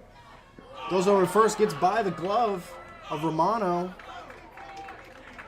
And it'll kick out of play, so Olison will be awarded just the 1 base. He'll move down to second, and for the first time tonight, the Wildcats have a runner in scoring position. A night like this, whatever works. With 1 away, that'll flip to the top of the lineup. Luis Tuero does have a walk tonight, has a strikeout. He'll have the first chance tonight to get the Wildcats some runs.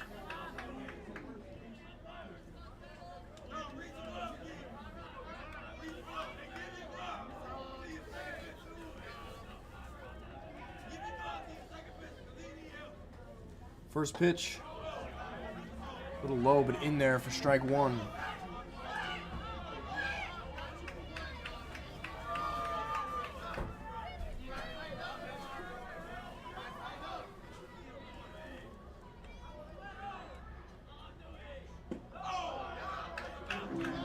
Looked like across the plate, but ruled low, says the home plate official. 1-1. Rowdy crowd here at the Jack tonight. Certainly a difference from a quiet weekend. Some good crowds here at the Jack, no doubt. That one's hit foul. Nice play out in the bullpen. A little sliding, barehanded grab.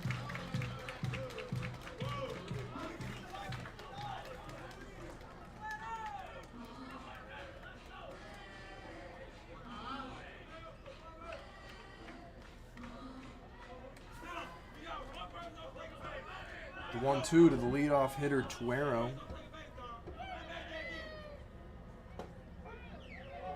Called strike 3. Two-way for the Wildcats. Another strikeout looking. The 8th of the night for the Wildcats.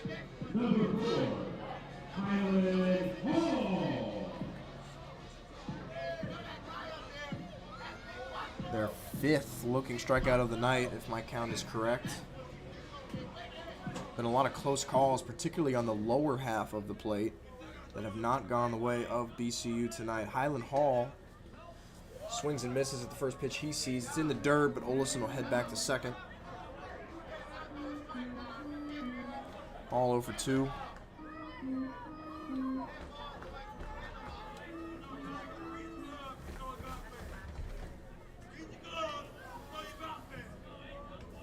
Wildcats just been a bit too patient at the dish tonight.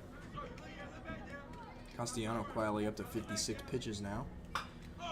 This ball hit foul down the first base line.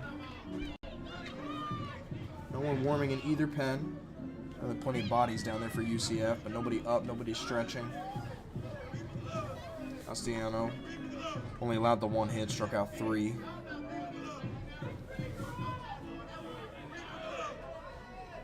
Trying to preserve some bullpen arms for the weekend. This ball hits Hall. He'll go to first. Hit him right on the thigh. Hardly phased him. Arguably the best spot to get hit, I would imagine, if you're having to pick. Catcher will come out and have a chat with his battery mate Castellano.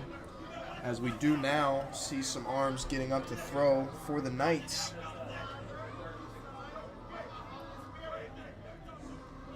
It's going to be a right-hander.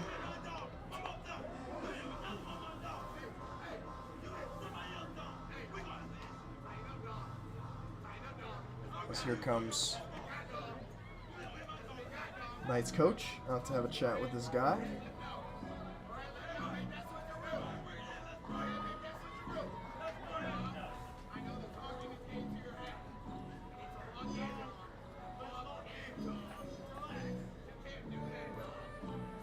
Looks like it may be Kyle Kramer.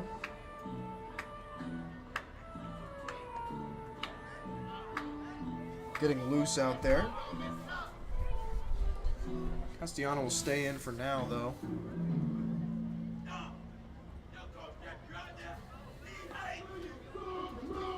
That'll bring up Manny Soufrain. Struck out, flew out in 2 appearances tonight at the plate. With that wind still slowly pushing the ball out to right. Look out for a big swing if he finds a pitch to hit in this at-bat. That one's low. Appeal down to the official out at second base. Old no swing.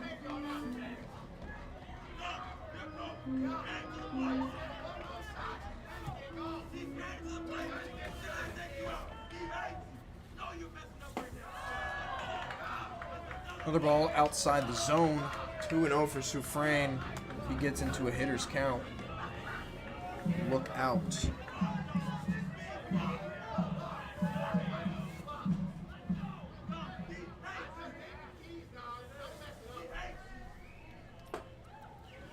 That ball's in there.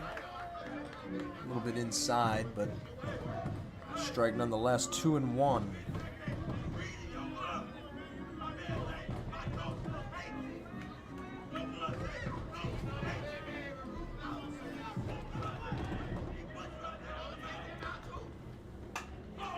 That one's fouled off just over the dugout of the Wildcats. 2-2 now on Soufrain. The first real threat of the night for the Wildcats. 2 on, 2 out as Olison got to second on the throw over. Got by the glove of the first baseman, Romero. And Hall was hit by the pitch. That one's inside on Soufrain. 3-2. Should Soufrain extend the inning, it'll be Moya who owns the Only hit of the night for the Wildcats on deck. Cleanup hitter may have a chance here with the bases loaded. Suffrain can find a way to get on base. That ball's inside. No offer from Suffrain. The Wildcats have loaded the bases here in the bottom of the 6th. With Moya set to step into the box. That's going to do it for Castellano, responsible for all 3 runners on base. Wildcats making a push here after a quiet night at the plate so far. It's going to be Kramer taking over on the bump. We'll tell you a bit more about him after we give him a chance to warm up. We'll be right back. You're watching the Cat Eye Network.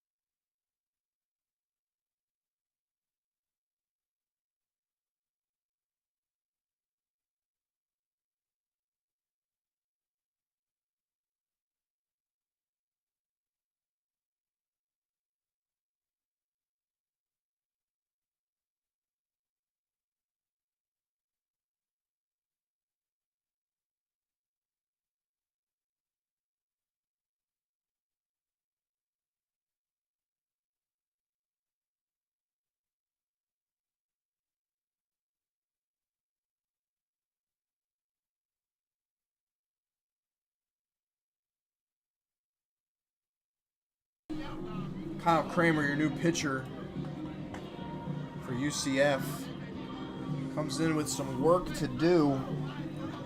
It's an all-conference selection in the American Athletic Conference. The right-hander out of St. Pete, Florida, transfer from Rollins, right down the road.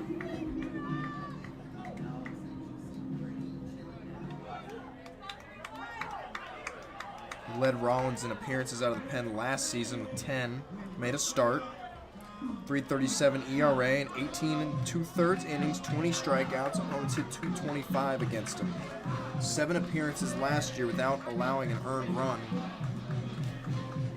He's not responsible for any of the runners on base.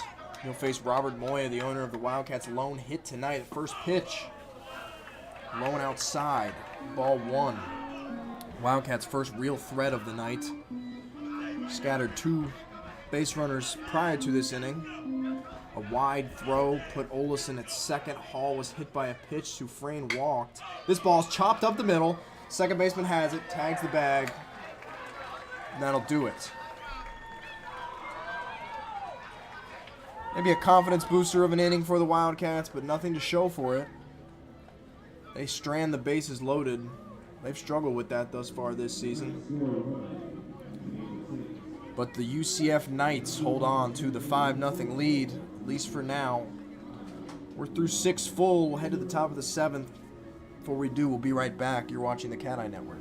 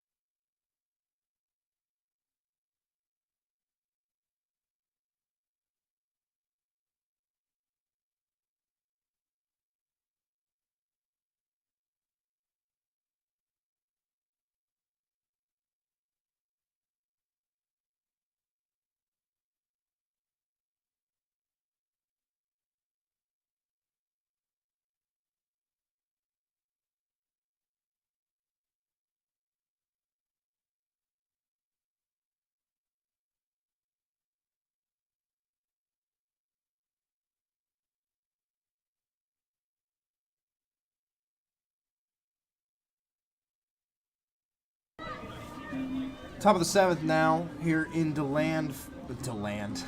I'm a Stetson alumni, so that one slipped out. But Daytona Beach, Florida, here at Jackie Robinson Ballpark.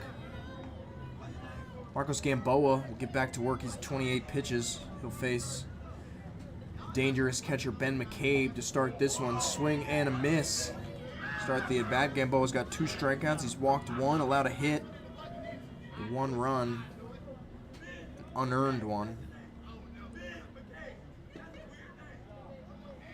That one's outside.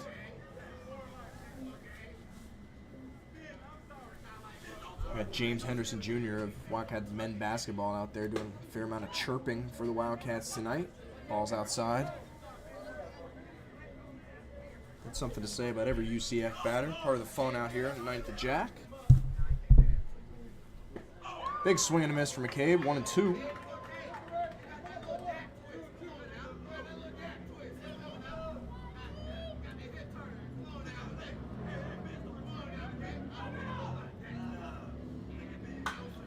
Hard hit ball off the visiting dugout.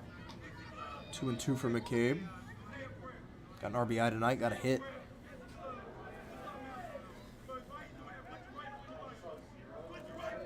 For the star catcher. Ball's high and outside. Count goes full. Wind still steady. Blowing out to right. This ball's popped up. Drifting out just past the infield. Hodges, the center fielder, on it. He's got it. Tough play there. Long run for Hodges, but he makes the grab. Gonna be 1 away. Some activity in the pen for BCU.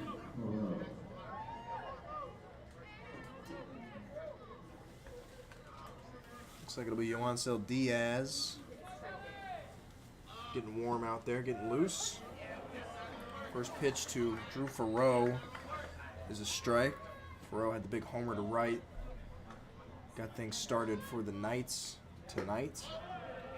Swing and a miss. He's down 0-2. He's got a pair of strikeouts tonight.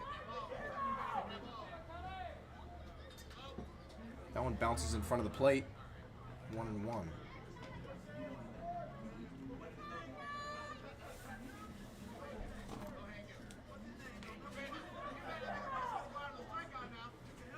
Another one bounces in front of the plate. 2-2.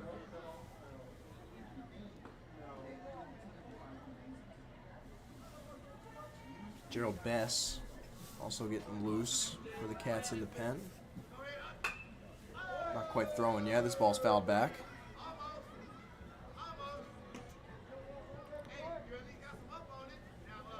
And then there's Dale Machad, who's kind of just been standing there. Haven't seen him throw yet, but he's been out there the whole time. The ball's fouled back. Not sure if he's the bullpen supervisor or what, but he's been out there.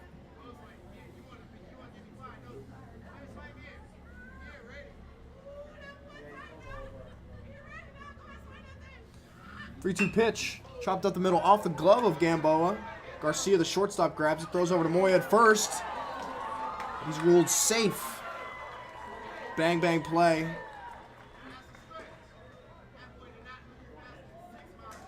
But Farreau will be awarded first. Hustled down the line. Probably a base hit if it wasn't off the glove of Gamboa. Would have found its way into center field. Andrew Sundin now, 3 for 3 with an RBI. He's had an excellent night at the plate. He'll dig in with a runner on and 1 away. This one's fouled down the first base line.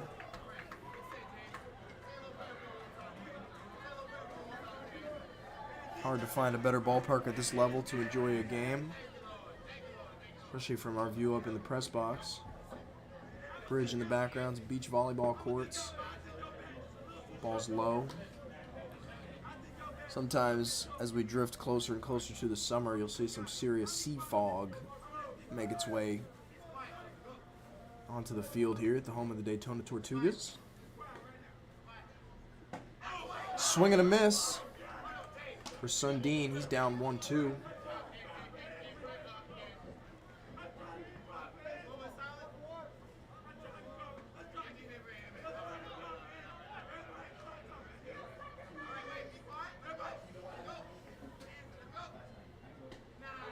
That ball catches the zone. Strikeout looking. Gamboa's third of the night. Sundin goes down. 2 away.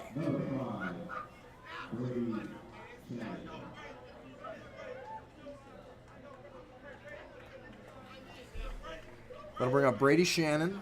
0 for 3. Pair of Ks tonight.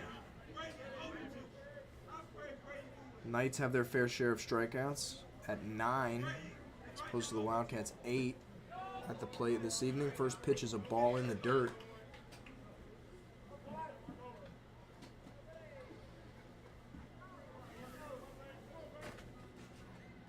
All in all, not a bad night on the mound for the Wildcats. UCF team that scored 27 runs last weekend at Clemson. That one's a strike. 13-6 win on Sunday. A 10-7 win on Saturday.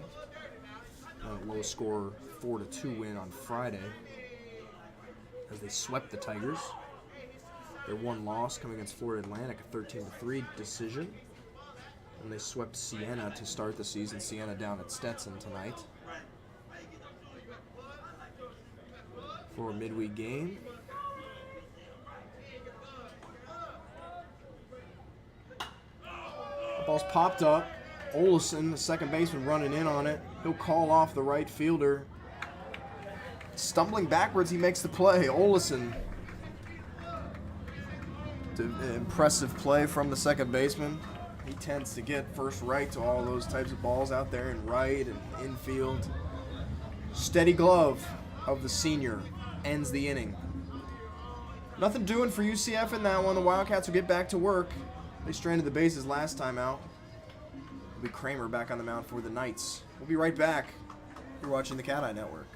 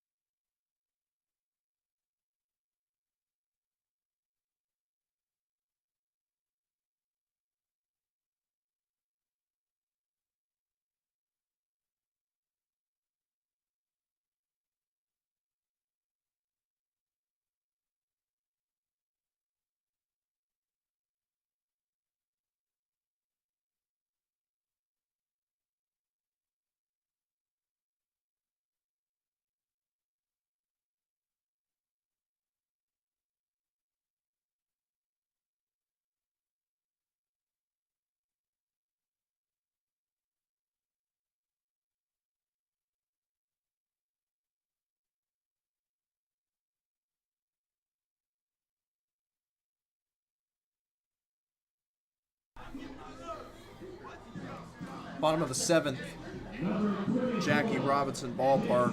UCF holds on to a 5-0 lead over the Wildcats.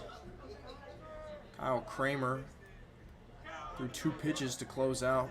Bases loaded situation last inning. He'll face Jason Hodges to lead this one off. First pitch is to the backstop. Kramer 3 1/3 innings pitched this season. Struck out 6.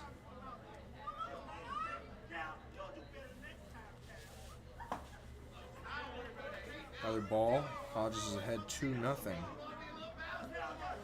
Transfer from Rollins is Kramer.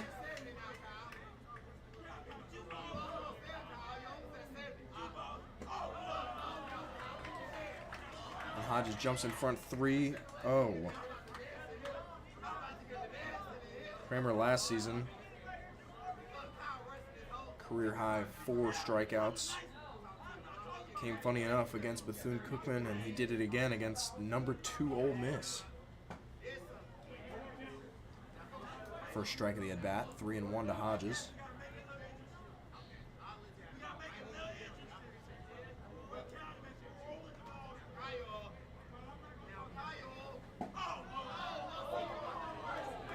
Hodges, a little fancy on the bat flip for what he thought was a walk, but he'll have to put his shin guard back on.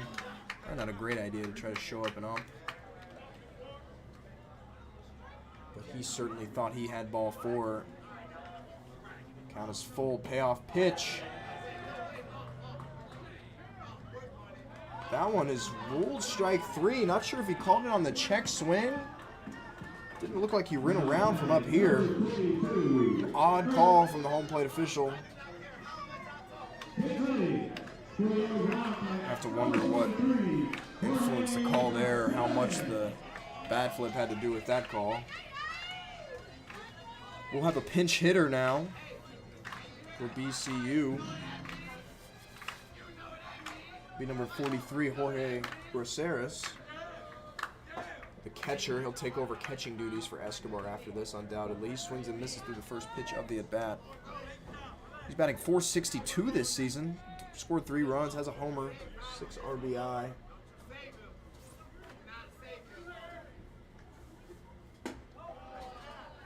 Takes that one for a ball. Last weekend, in 4 games, 2 of them saw action in. He hit .429, 3 hits and 7 at-bats, scored 2 runs, 5 RBI, a home run. Takes that one inside. One of 3 Wildcats to record 5 RBI last weekend. Of course, Guzman had 6. Been a big part of a dominant weekend at the plate for BCU Bats. Against a 1-win Purdue Fort Wayne team.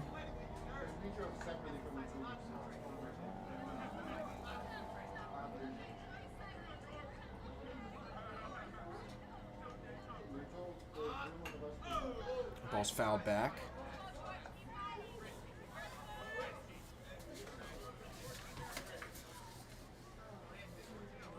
Braceras, the sophomore out of Fort Pierce, another South Florida kid. Miami-Dade College swings and misses through this one, strike 3.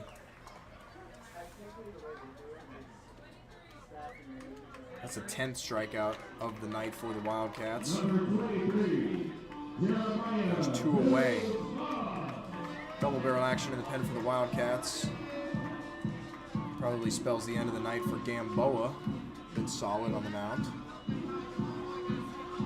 But one more out to get here for Kramer and the Knights. Jeremiah Guzman will dig in. Hits this one hard. Jumping play made by the third baseman, Brait. Went up and got it to end the inning. No hits for the Wildcats, nothing doing. We'll head to the 8th inning. 2 remaining here at the Jack.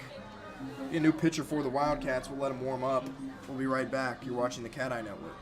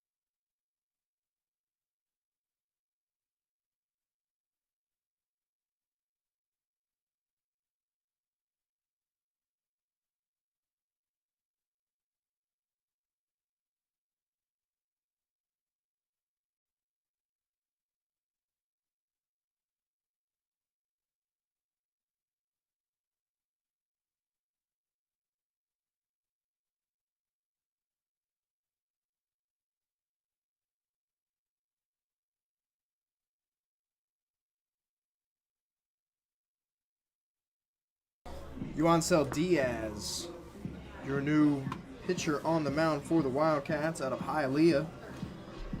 Right-handed junior, 6'0", 200 pounds. Primarily a pinch runner for the Wildcats last year. Did make 2 appearances out of the pen. Through 3 innings, didn't walk anybody. Struck out 2.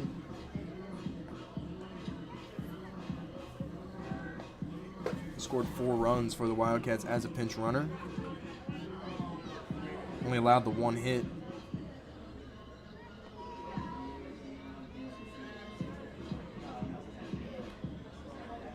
He'll get to work, committing full-time to the bullpen this year after being listed as an infielder last year.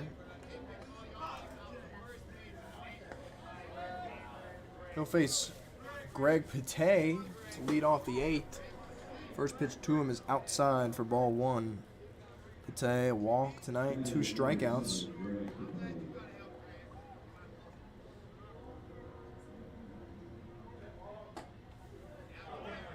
That one's called a strike, 1-1.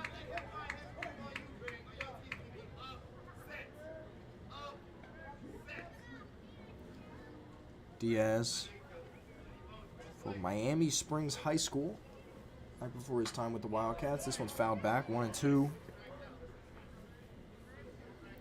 He hit .520 with 3 doubles and 2 triples. Standout down in Miami Springs. The COVID-shortened season, he .571 on base percentage. HSBN 4A District 16 All-Star team. This one's a ball. Of course, all these hitting stats don't mean much when he's on the mound. Guy that can get up, strikes out. Pate looking here on a fastball. Up in the zone, froze Pate. For out number 1. That'll bring up the 9-hitter Plumley. Pair of walks. 0 for 1 tonight. Diaz related to Juan Carlos Diaz. Spent part of the 2002 season with the Red Sox. First pitch is a strike. Diaz played 14 seasons in the minor leagues.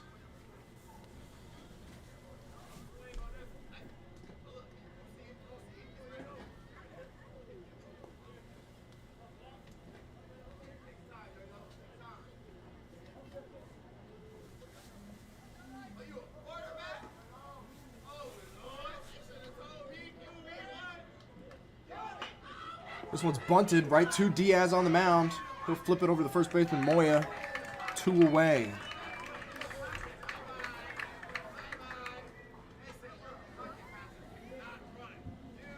I'll turn things over back to the top of the order for UCF. Top 5 all in the UCF order have recorded hits tonight. 1 for 3 is Andrew Brait. Bumps his average up to .407. Or I should say that probably bumps it down. He was hit .417 coming into tonight. First pitch is high and inside for ball 1. Gerald Best continues to get warm down in the Wildcats pen. Some action in UCF's as well. That was a strike.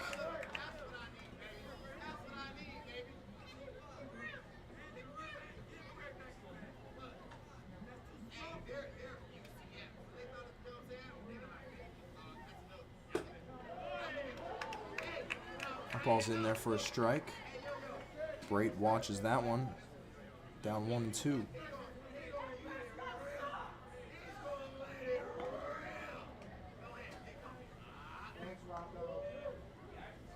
Ball's in the dirt.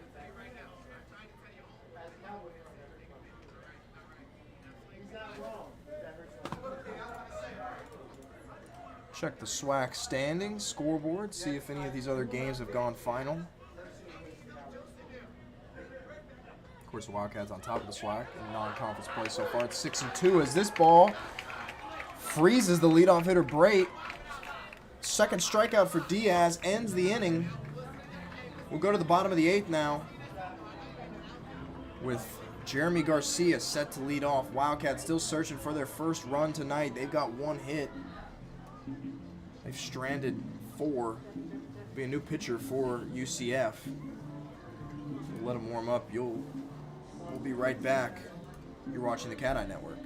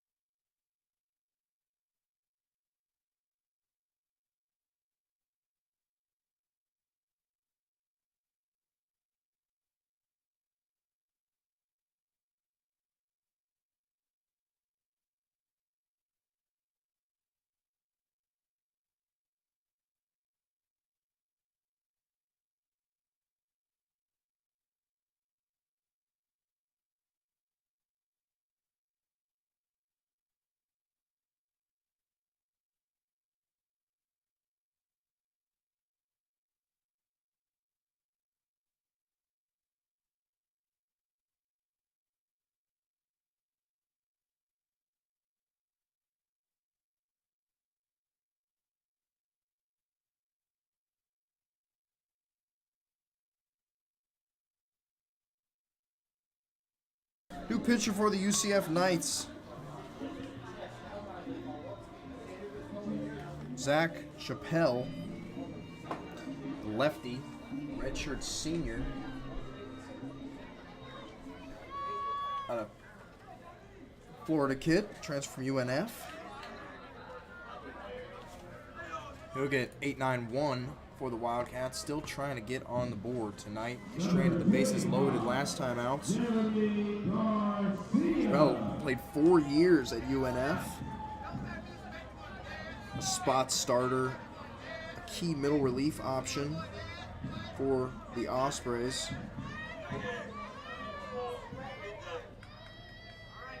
Didn't allow a run in 4 of his final 6 outings last season. His first pitch to Garcia is a strike.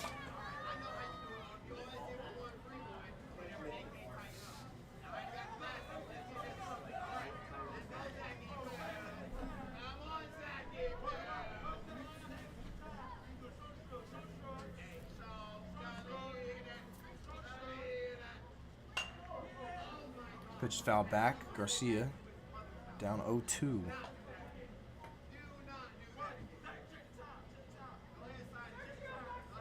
Wildcats left not lead off, but it was a walk in the first. They stranded, and then the bases loaded, and their best chance of the night came 2 innings ago.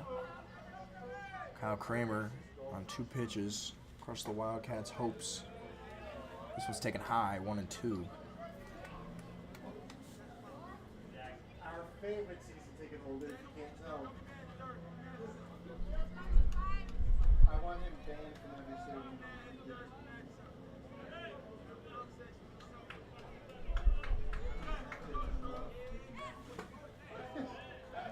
And another strikeout looking as Garcia watches this one fly by. Fastball froze him. Make it 11 strikeouts for BCU tonight. A big chunk of those have been looking. Just been a tough night.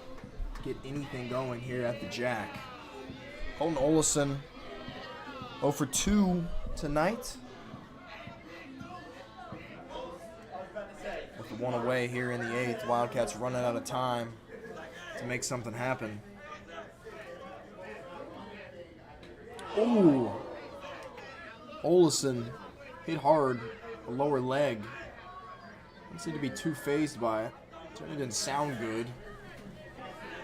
No noticeable damage, save for a minor limp. He'll walk it off as he Takes off his gloves and his pads, and he'll jog down to first, no problem. Wildcats have a base runner here. Olson setting the table again for the top of the order. He reached last time, of course, on the error. He continues to try to walk it off down to first. Luis Tuero 0-2 tonight. 2 strikeouts, a walk.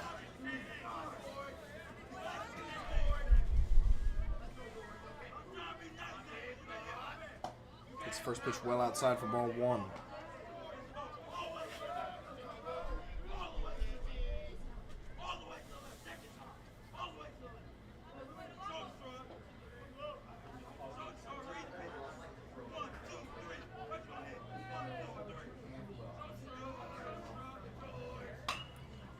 Ball swung on, chopped down towards the UCF bullpen.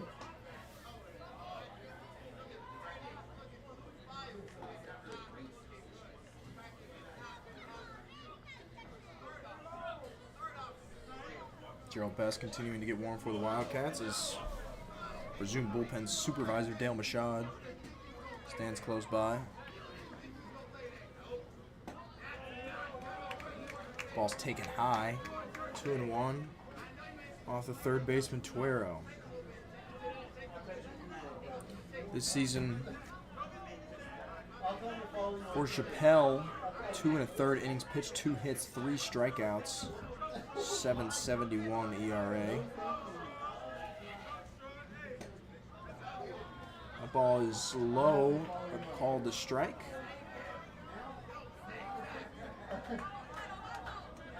Olson flirted with the idea of running there as we saw the second baseman and shortstop kind of dart over to the bag. He is 2 for 2 in steals. Leads the Wildcats in that category this season, but tough to imagine him pushing it too much off that hit by pitch. This ball's fouled. Over to the Wildcats bullpen. Hall, Sufrain, Moya on deck. Moya, of course, the one hit for the Wildcats tonight.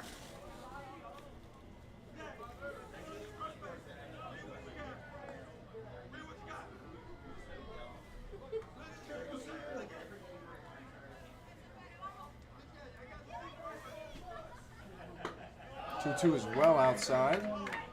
Another full count for BCU.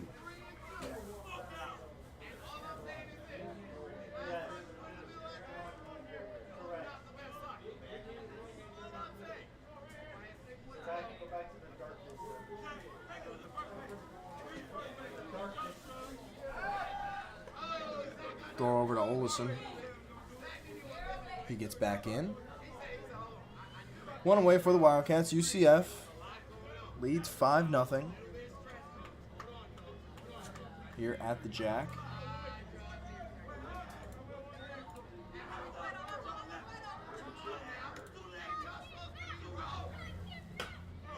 This one's chopped. Thought it might have been foul, but it's chopped over to the third baseman. He makes the play. Over to first. Olson will move up to second, while Garcia is retired. One must have bounced just a few inches in front of the plate. Ruled a fair ball and ruled it out. Highland Hall will dig in.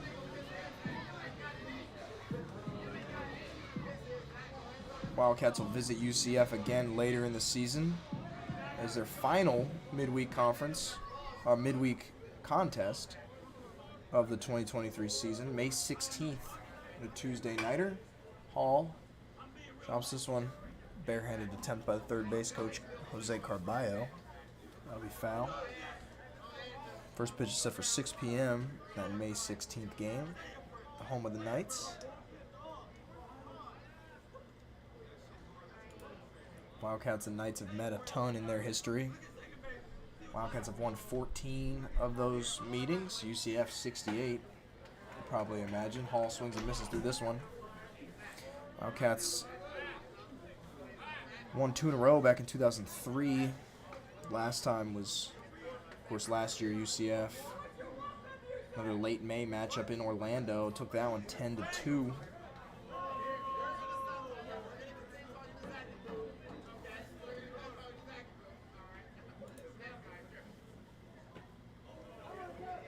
That one looked like it hit Hall. It did. He'll take a base. 2 hit by pitches. Again, whatever works for the Wildcats.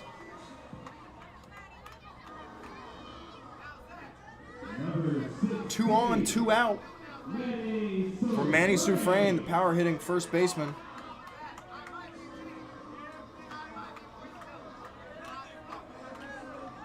Trying to get something going here. Wildcats with 4 outs remaining on their night.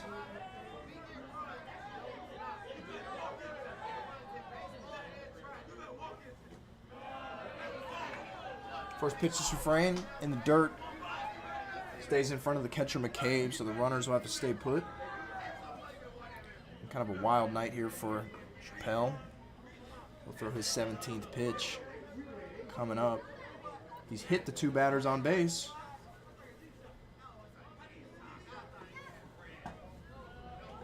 That one's in there for a strike.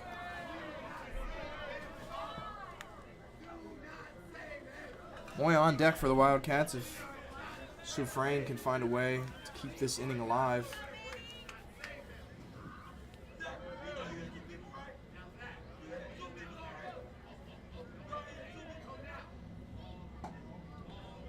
That one's low on a breaking ball. 2-1.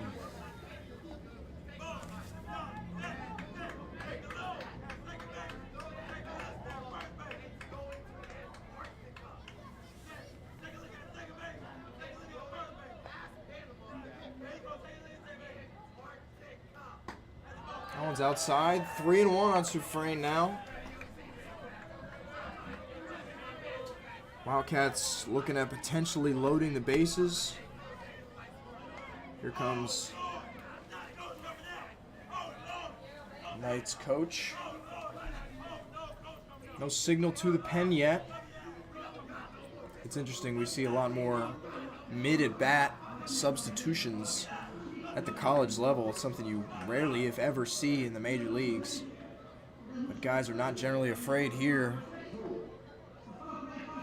to go to the pen mid-at-bat. It won't happen here, though. Just trying to calm Chappelle down.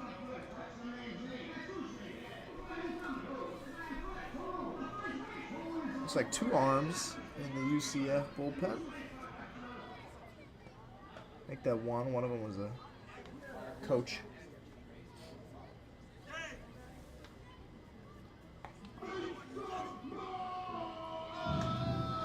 Looks like it's Chase Santala, the right-hander. Likely looking at the final batter for Chappelle, regardless of the result here.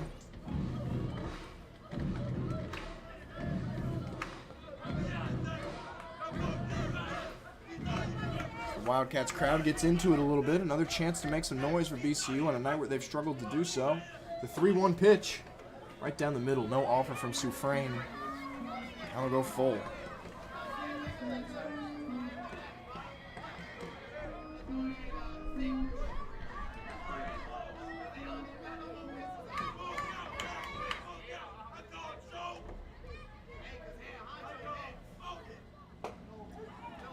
Payoff pitch is called strike 3. Been one of those nights for the Wildcats. Another batter goes down looking. The Wildcats strand 2.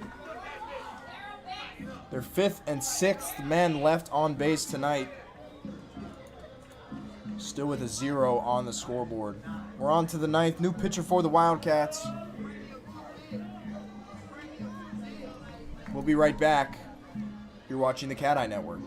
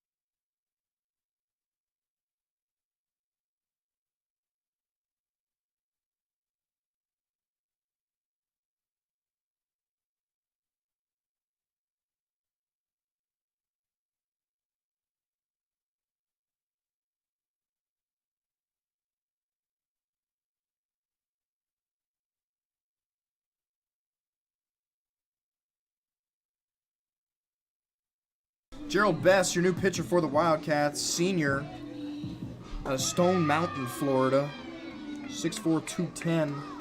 Did not make an appearance for the Wildcats last year, rehabbing some injuries. Kind of served as a somewhat of a bench coach. But he did travel. He was with the team last year. Played 2 seasons at Alvin Community College in Texas. Primarily out of the pen.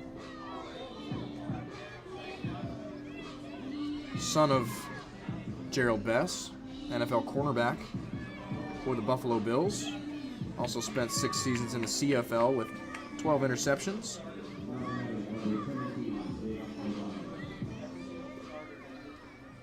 The tall right-hander for the Wildcats. He'll face Nick Romano. First pitch to him. Ball 1. Romano 1 for 4 tonight.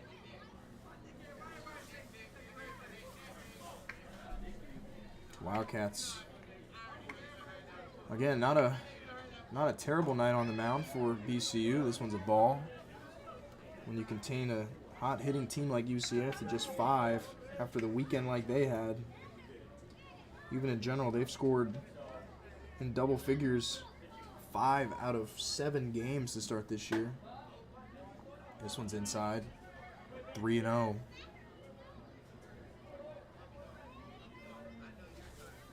So for a bullpen put it together type game, not the worst result for the Wildcats. Would like to have some of those called strike threes back as Romano takes ball 4, a 4-pitch walk for the leadoff hitter. I'll bring up Jostin. Pablo Torres tonight for the Wildcats. Started off 3 innings pitched, allowed the 2 runs, struck out 4 in his first career start for the freshman. He'll unfortunately be in line for the loss, barring a Wildcats rally. Have a pinch runner at first. Hayden Matheny will run for Romano.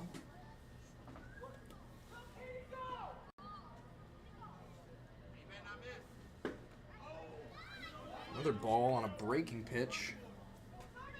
Not quite sure where that one missed. Could have been low. 5 straight balls to start Bess's appearance tonight.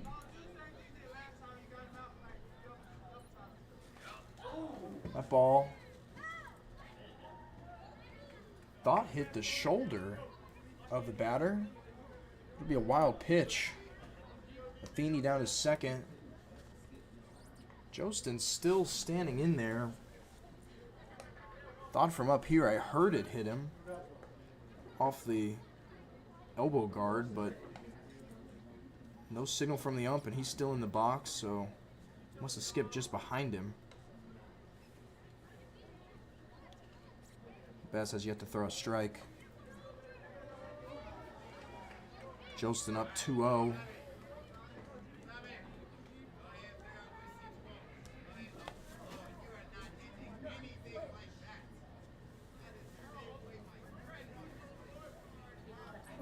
Bess has pitched in 1 inning, struck out 2 early on in the season.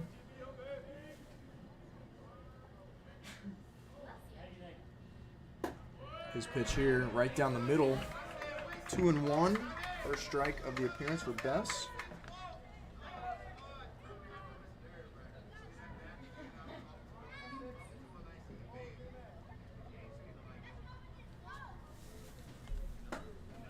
That ball's outside of Jostin, 3-1.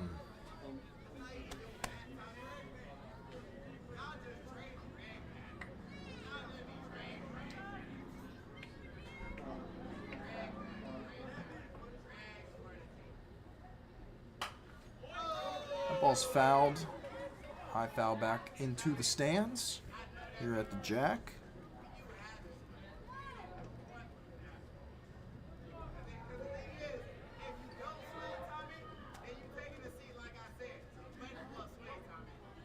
Full count to Tom Jostin. Wildcats men's basketball continues to chirp UCF. Certainly still some fight there. He takes ball 4. 2 on to start the 9th for UCF.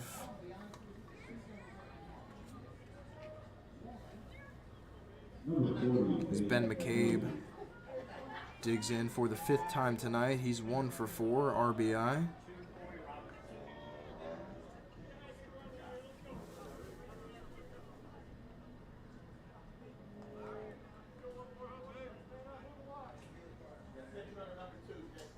Another pinch runner. Corey Robinson. Local kid from Port Orange. He'll pinch run over at first.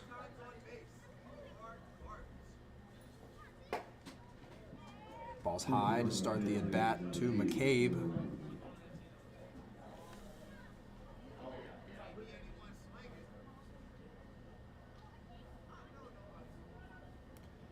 Pitching coach Sanchez will come out. Again, after only the 1 strike thrown by Bess. His 10 pitches. Walked 2, down 1-0 to McCabe.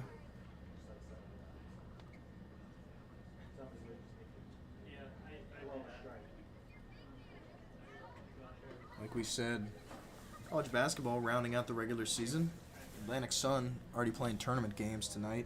The SWAC basketball tournament set for next week starts on March 8th. But in order to get there, we'll need to see some wins from Bethune-Cookman this weekend to win and get in for both the men and the women.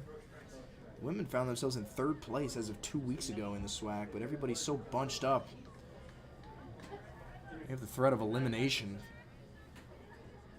following a loss on Saturday. If things break a certain way, this ball's fouled back. Of course, the Wildcats will need to take care of business against their rival FAMU. Shouldn't be too tall of a task, considering the 85-50 victory back on January 2nd to open conference play. The Wildcats last year, 60-point win over FAMU to close out the season. They've owned the Rattlers. Recent appearances. This ball through the hole at shortstop. The runner, Matheny will round third. He'll score. 6-0. Your score now. UCF tags on another one off the reliever Best. Nobody in the pen for the Wildcats. It'll be his game to close unless things get really out of hand here. That was the 10th hit of the night for UCF. 2nd of the night for McCabe. Farrow owns the homer. 2 for 4. Solo shot. Pair of strikeouts. You got runners on 1st and 2nd now. Nobody out. It's a bouncer well in front of the plate. The runners will advance on the wild pitch. 2 runners in scoring position now. That's really struggling. And now we'll have Dale Mashad making his way out to the pen. Bullpen catcher will put some gear on, and Wildcats will have some action going down there. Another ball. Still only the 1 strike thrown by Bess. Just trying to push this one to the bottom of the 9th. Get this one step closer to the end here in this midweek contest. That one's a strike. 2-1.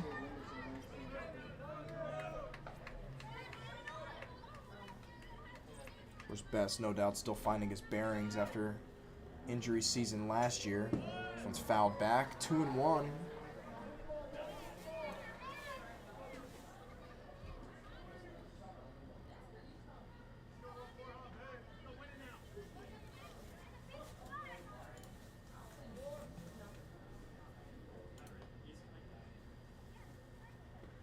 Another ball in the dirt. Wild pitch.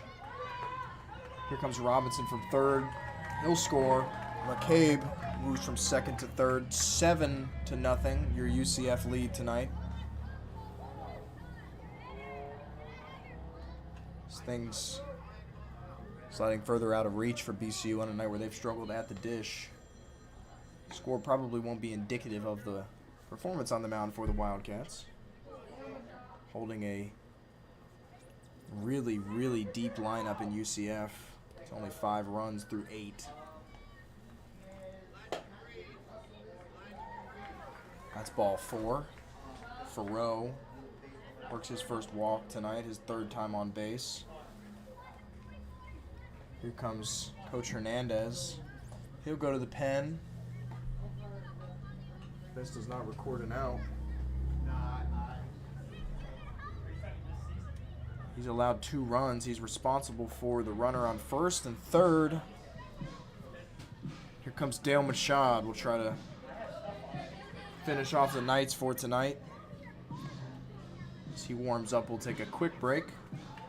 Thanks for sticking with us here tonight. You're watching the Cat Eye Network.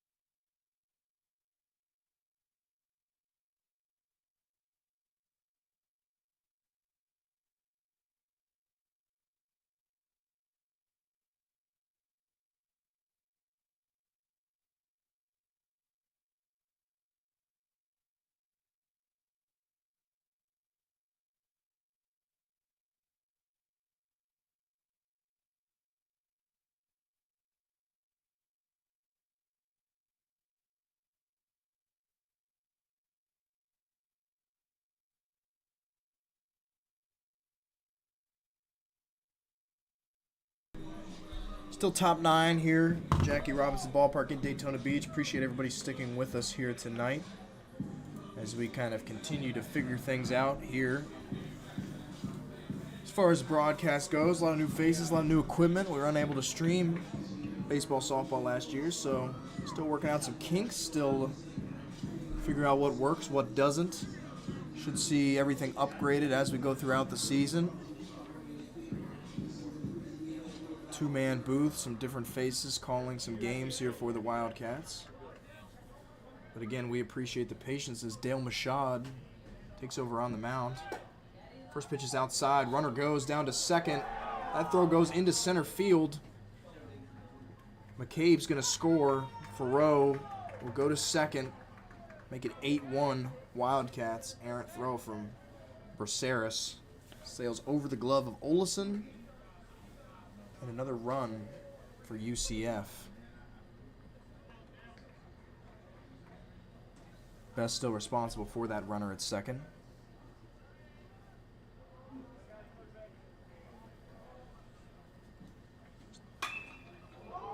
Ball's popped up out into center field. Drifting back on its Hodges. He's got it. Makes the play. Farrow tags. He'll go for third. He'll get there. Throw comes in after the fact. First out of the inning for the Wildcats. And for UCF, Brady Shannon will dig in now. Machad from Key West, Florida, one of the rock-solid relievers out of the pen for the Wildcats last year. 20 appearances, all of them out of the pen. Got kind of the odd arm angle. But it gets outs. This one in there for a strike. Second best ERA on the team last year. Second best batting average allowed. Opponents hit .224 against him. One of the go-to arms for Hernandez out of the pen. Ball's a little high and outside. 1-1.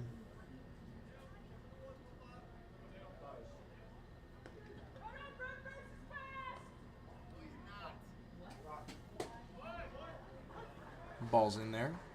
1-2. I think we said Wildcats will host Longwood this weekend. 7 p.m. start Friday, 6 p.m. Saturday, Sunday at noon. Kind of the last real weekend of crossover season here as basketball wraps up the regular season. That's called strike 3. Shannon goes down looking, his 3rd strikeout tonight. 2 away for UCF. Pate, your batter now.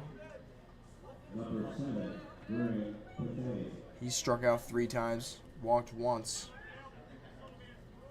Ferreau still over at 3rd.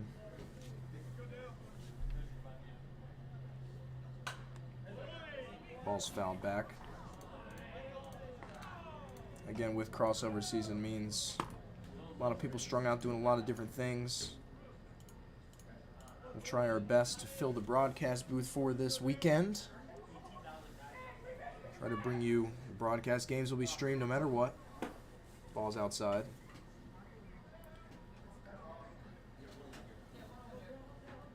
Hopefully provide some talent for you.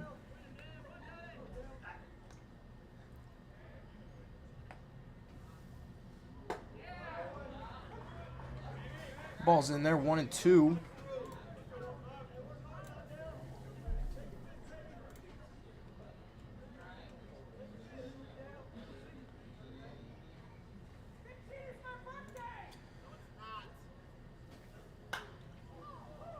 Ball's hit hard but foul over to the Budweiser bullpen. Clangs off the roof. 7 p.m. start Friday, 6 p.m. Saturday, noon Sunday against the Longwood Lancers. A week from tonight, Wildcats continue their gauntlet of midweekers against Florida's best. This ball chopped over to the first baseman Moya. He tries to gather it, bobbles it a little bit. A runner will reach and a run will score. Make it 9-0 UCF.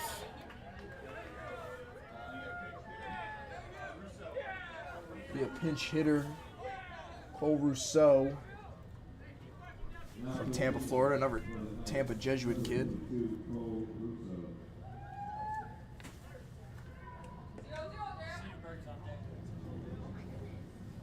Left-hander will dig in with 2 outs, runner on first. That'll complete the line for Gerald Best tonight. First pitch is outside. He did not record an out. 3 runs.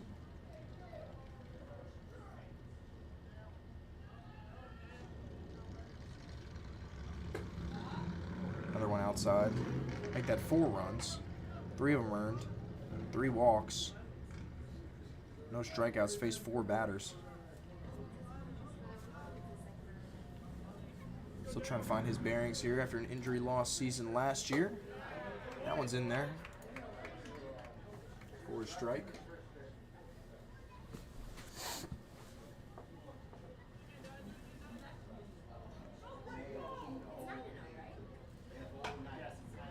That ball's hit over through the hole at shortstop, just by the glove of Tuero. Dives for it. Guzman grabs it. Another base hit for UCF. About the pinch hitter Russo. The 11th hit of the night for UCF. Another pinch hitter now. Matt Cederberg, utility player out of Fort Myers. Southern Miss transfer. He'll bat for the leadoff hitter Brait as we hit the end here.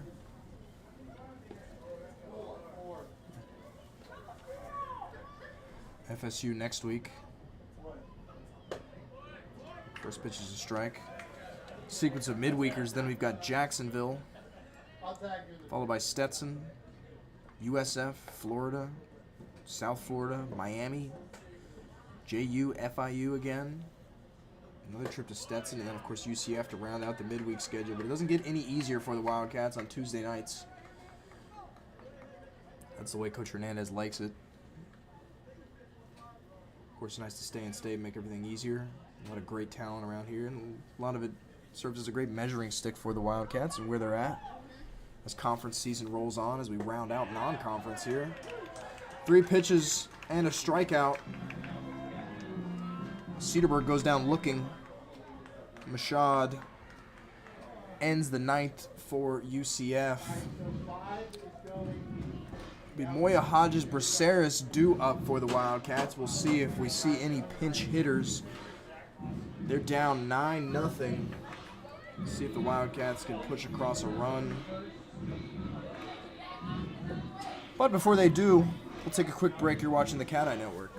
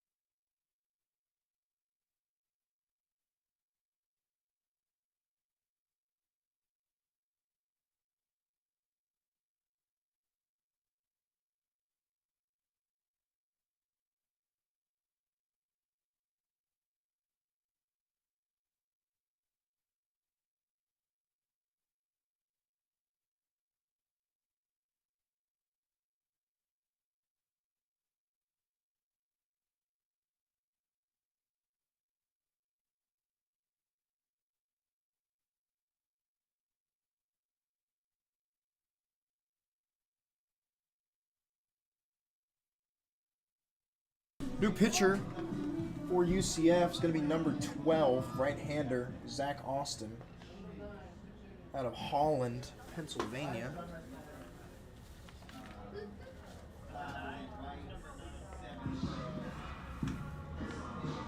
He'll take over as the Wildcats down to their final 3 outs. A host of defensive changes for UCF after the pinch hitting last inning. Malik Stevens will pinch hit to start this one off for the Wildcats. Cedarburg moves to second. Bodiger will go to first base for the pinch runner Matheny. Robinson to center field. Taylor to shortstop for McCabe. Matheny to left. Shannon to right. Pate to third base. Russo catching. Of course, Austin will pitch as Stevens pinch hits for first baseman Moya. His first pitch to him is a ball. Wildcat just the one hit. That belongs to Moya.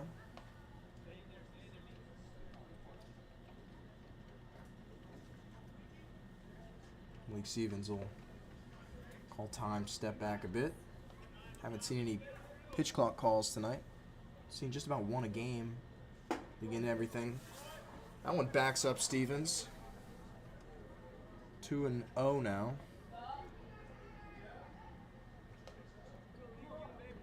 Just crossing the 320 mark on the game time tonight. Kind of slowed as we've hit these later innings. Another one backs Stevens up, challenging him inside. None of them have gotten near the plate. It's 3-0.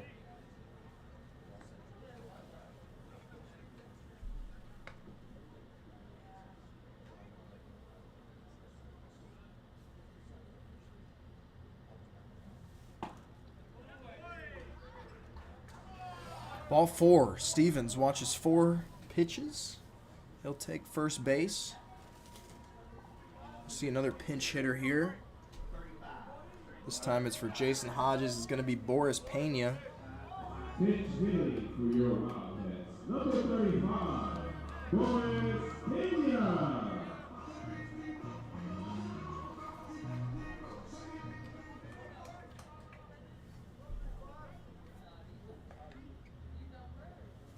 First pitch to Pena.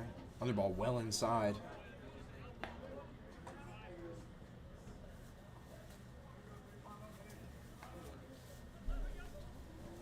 Austin in 2 innings pitched. Struck out 2. 13.50 ERA.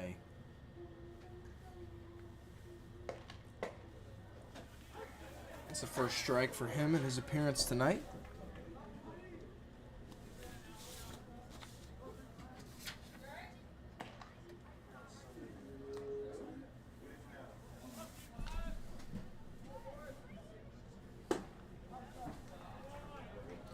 That one's back to outside. 2-1 to Pena. There's another arm in the pen for the Knights. A lefty. Should things get out of hand here.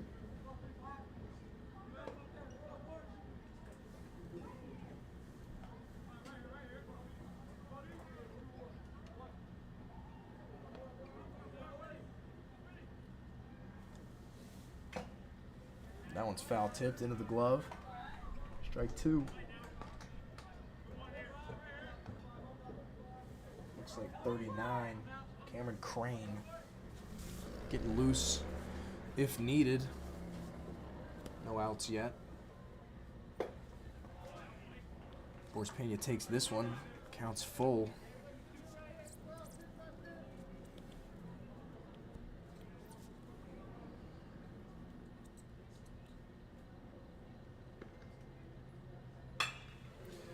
Hits this one high and deep into right field.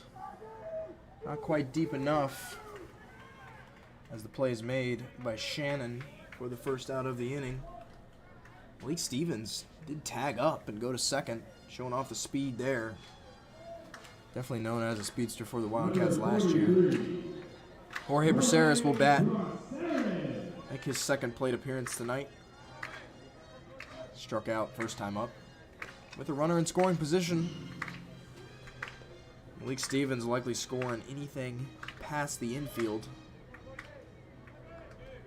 He's got wheels.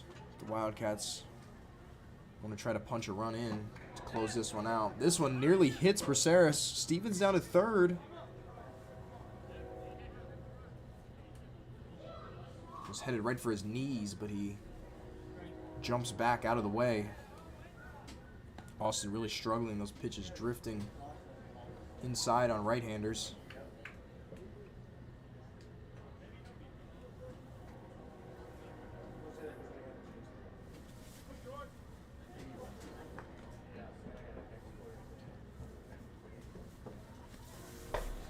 Ball swung on and missed. 1-1.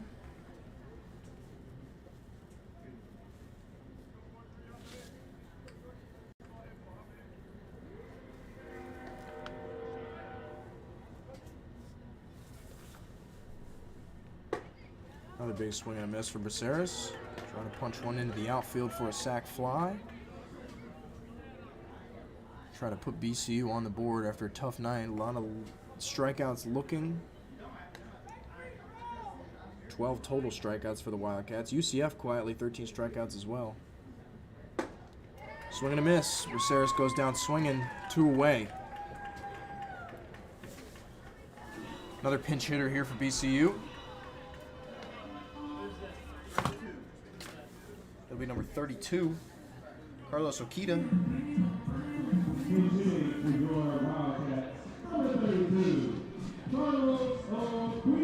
Okita makes his 4th plate appearance of the season. He's appeared in 2 games. 0 for 3, 2 strikeouts. First pitch to him swung on and missed. Okita, the junior from California. Trinidad State College in 2022. Played some time in the outfield, some time at first base. That one's a ball. The Wildcats down to their final out tonight. Malik Stevens still at third. Did have a steal of home last year at Florida on the road. Really showing off the wheels. Ball's fouled back. If I were Stevens, Maybe just go for it for the heck of it. Get this one over with. Steven's a regular starter for the Wildcats last year, still kind of banged up from spring. Probably see more time as the season goes on, no doubt. Swung on and missed. And that is your ball game. One hit for the Wildcats tonight. They dropped this one 9-0. On a night where the bats just weren't clicking. 4 late runs in the 9th for UCF, but overall a solid pitching night for BCU. Your final line score: UCF 9 runs on 11 hits with an error. BCU no runs on 1 hit, 3 errors for the Wildcats. BCU drops to 6-3 on the season. UCF improves to 7-1. Next up for the Knights, they'll host Georgia Southern in Orlando this weekend. The Wildcats, as we mentioned, will host Longwood. First game of that series. First pitch is set for 7 p.m. this Friday night, right here back at the Jack. Check out bcuathletics.com for live stats, tickets, links to watch. Big weekend for the Wildcats. Athletics across the board. But a big-time hitting opponent comes in and does their thing. UCF takes this one 9-0. Again, we appreciate everybody hanging out with us here tonight. Here on the Cat Eye Network. Appreciate the patience as we still figure things out on the broadcast side. We look forward to doing it again this weekend. Potentially some new faces in the broadcast booth. Familiar to people on the Cat Eye Network, but new to baseball for the 2023 season. As the season rolls on for the Wildcats, we appreciate everybody hanging out. Have a great Tuesday night, a great rest of your week. We will see you right back here on Friday night. For us here at the Cat Eye Network, I'm Bryce Wynowski. For all those of us here and at BCU Athletics, we thank you for watching. Have a great night. This has been the Cat Eye Network.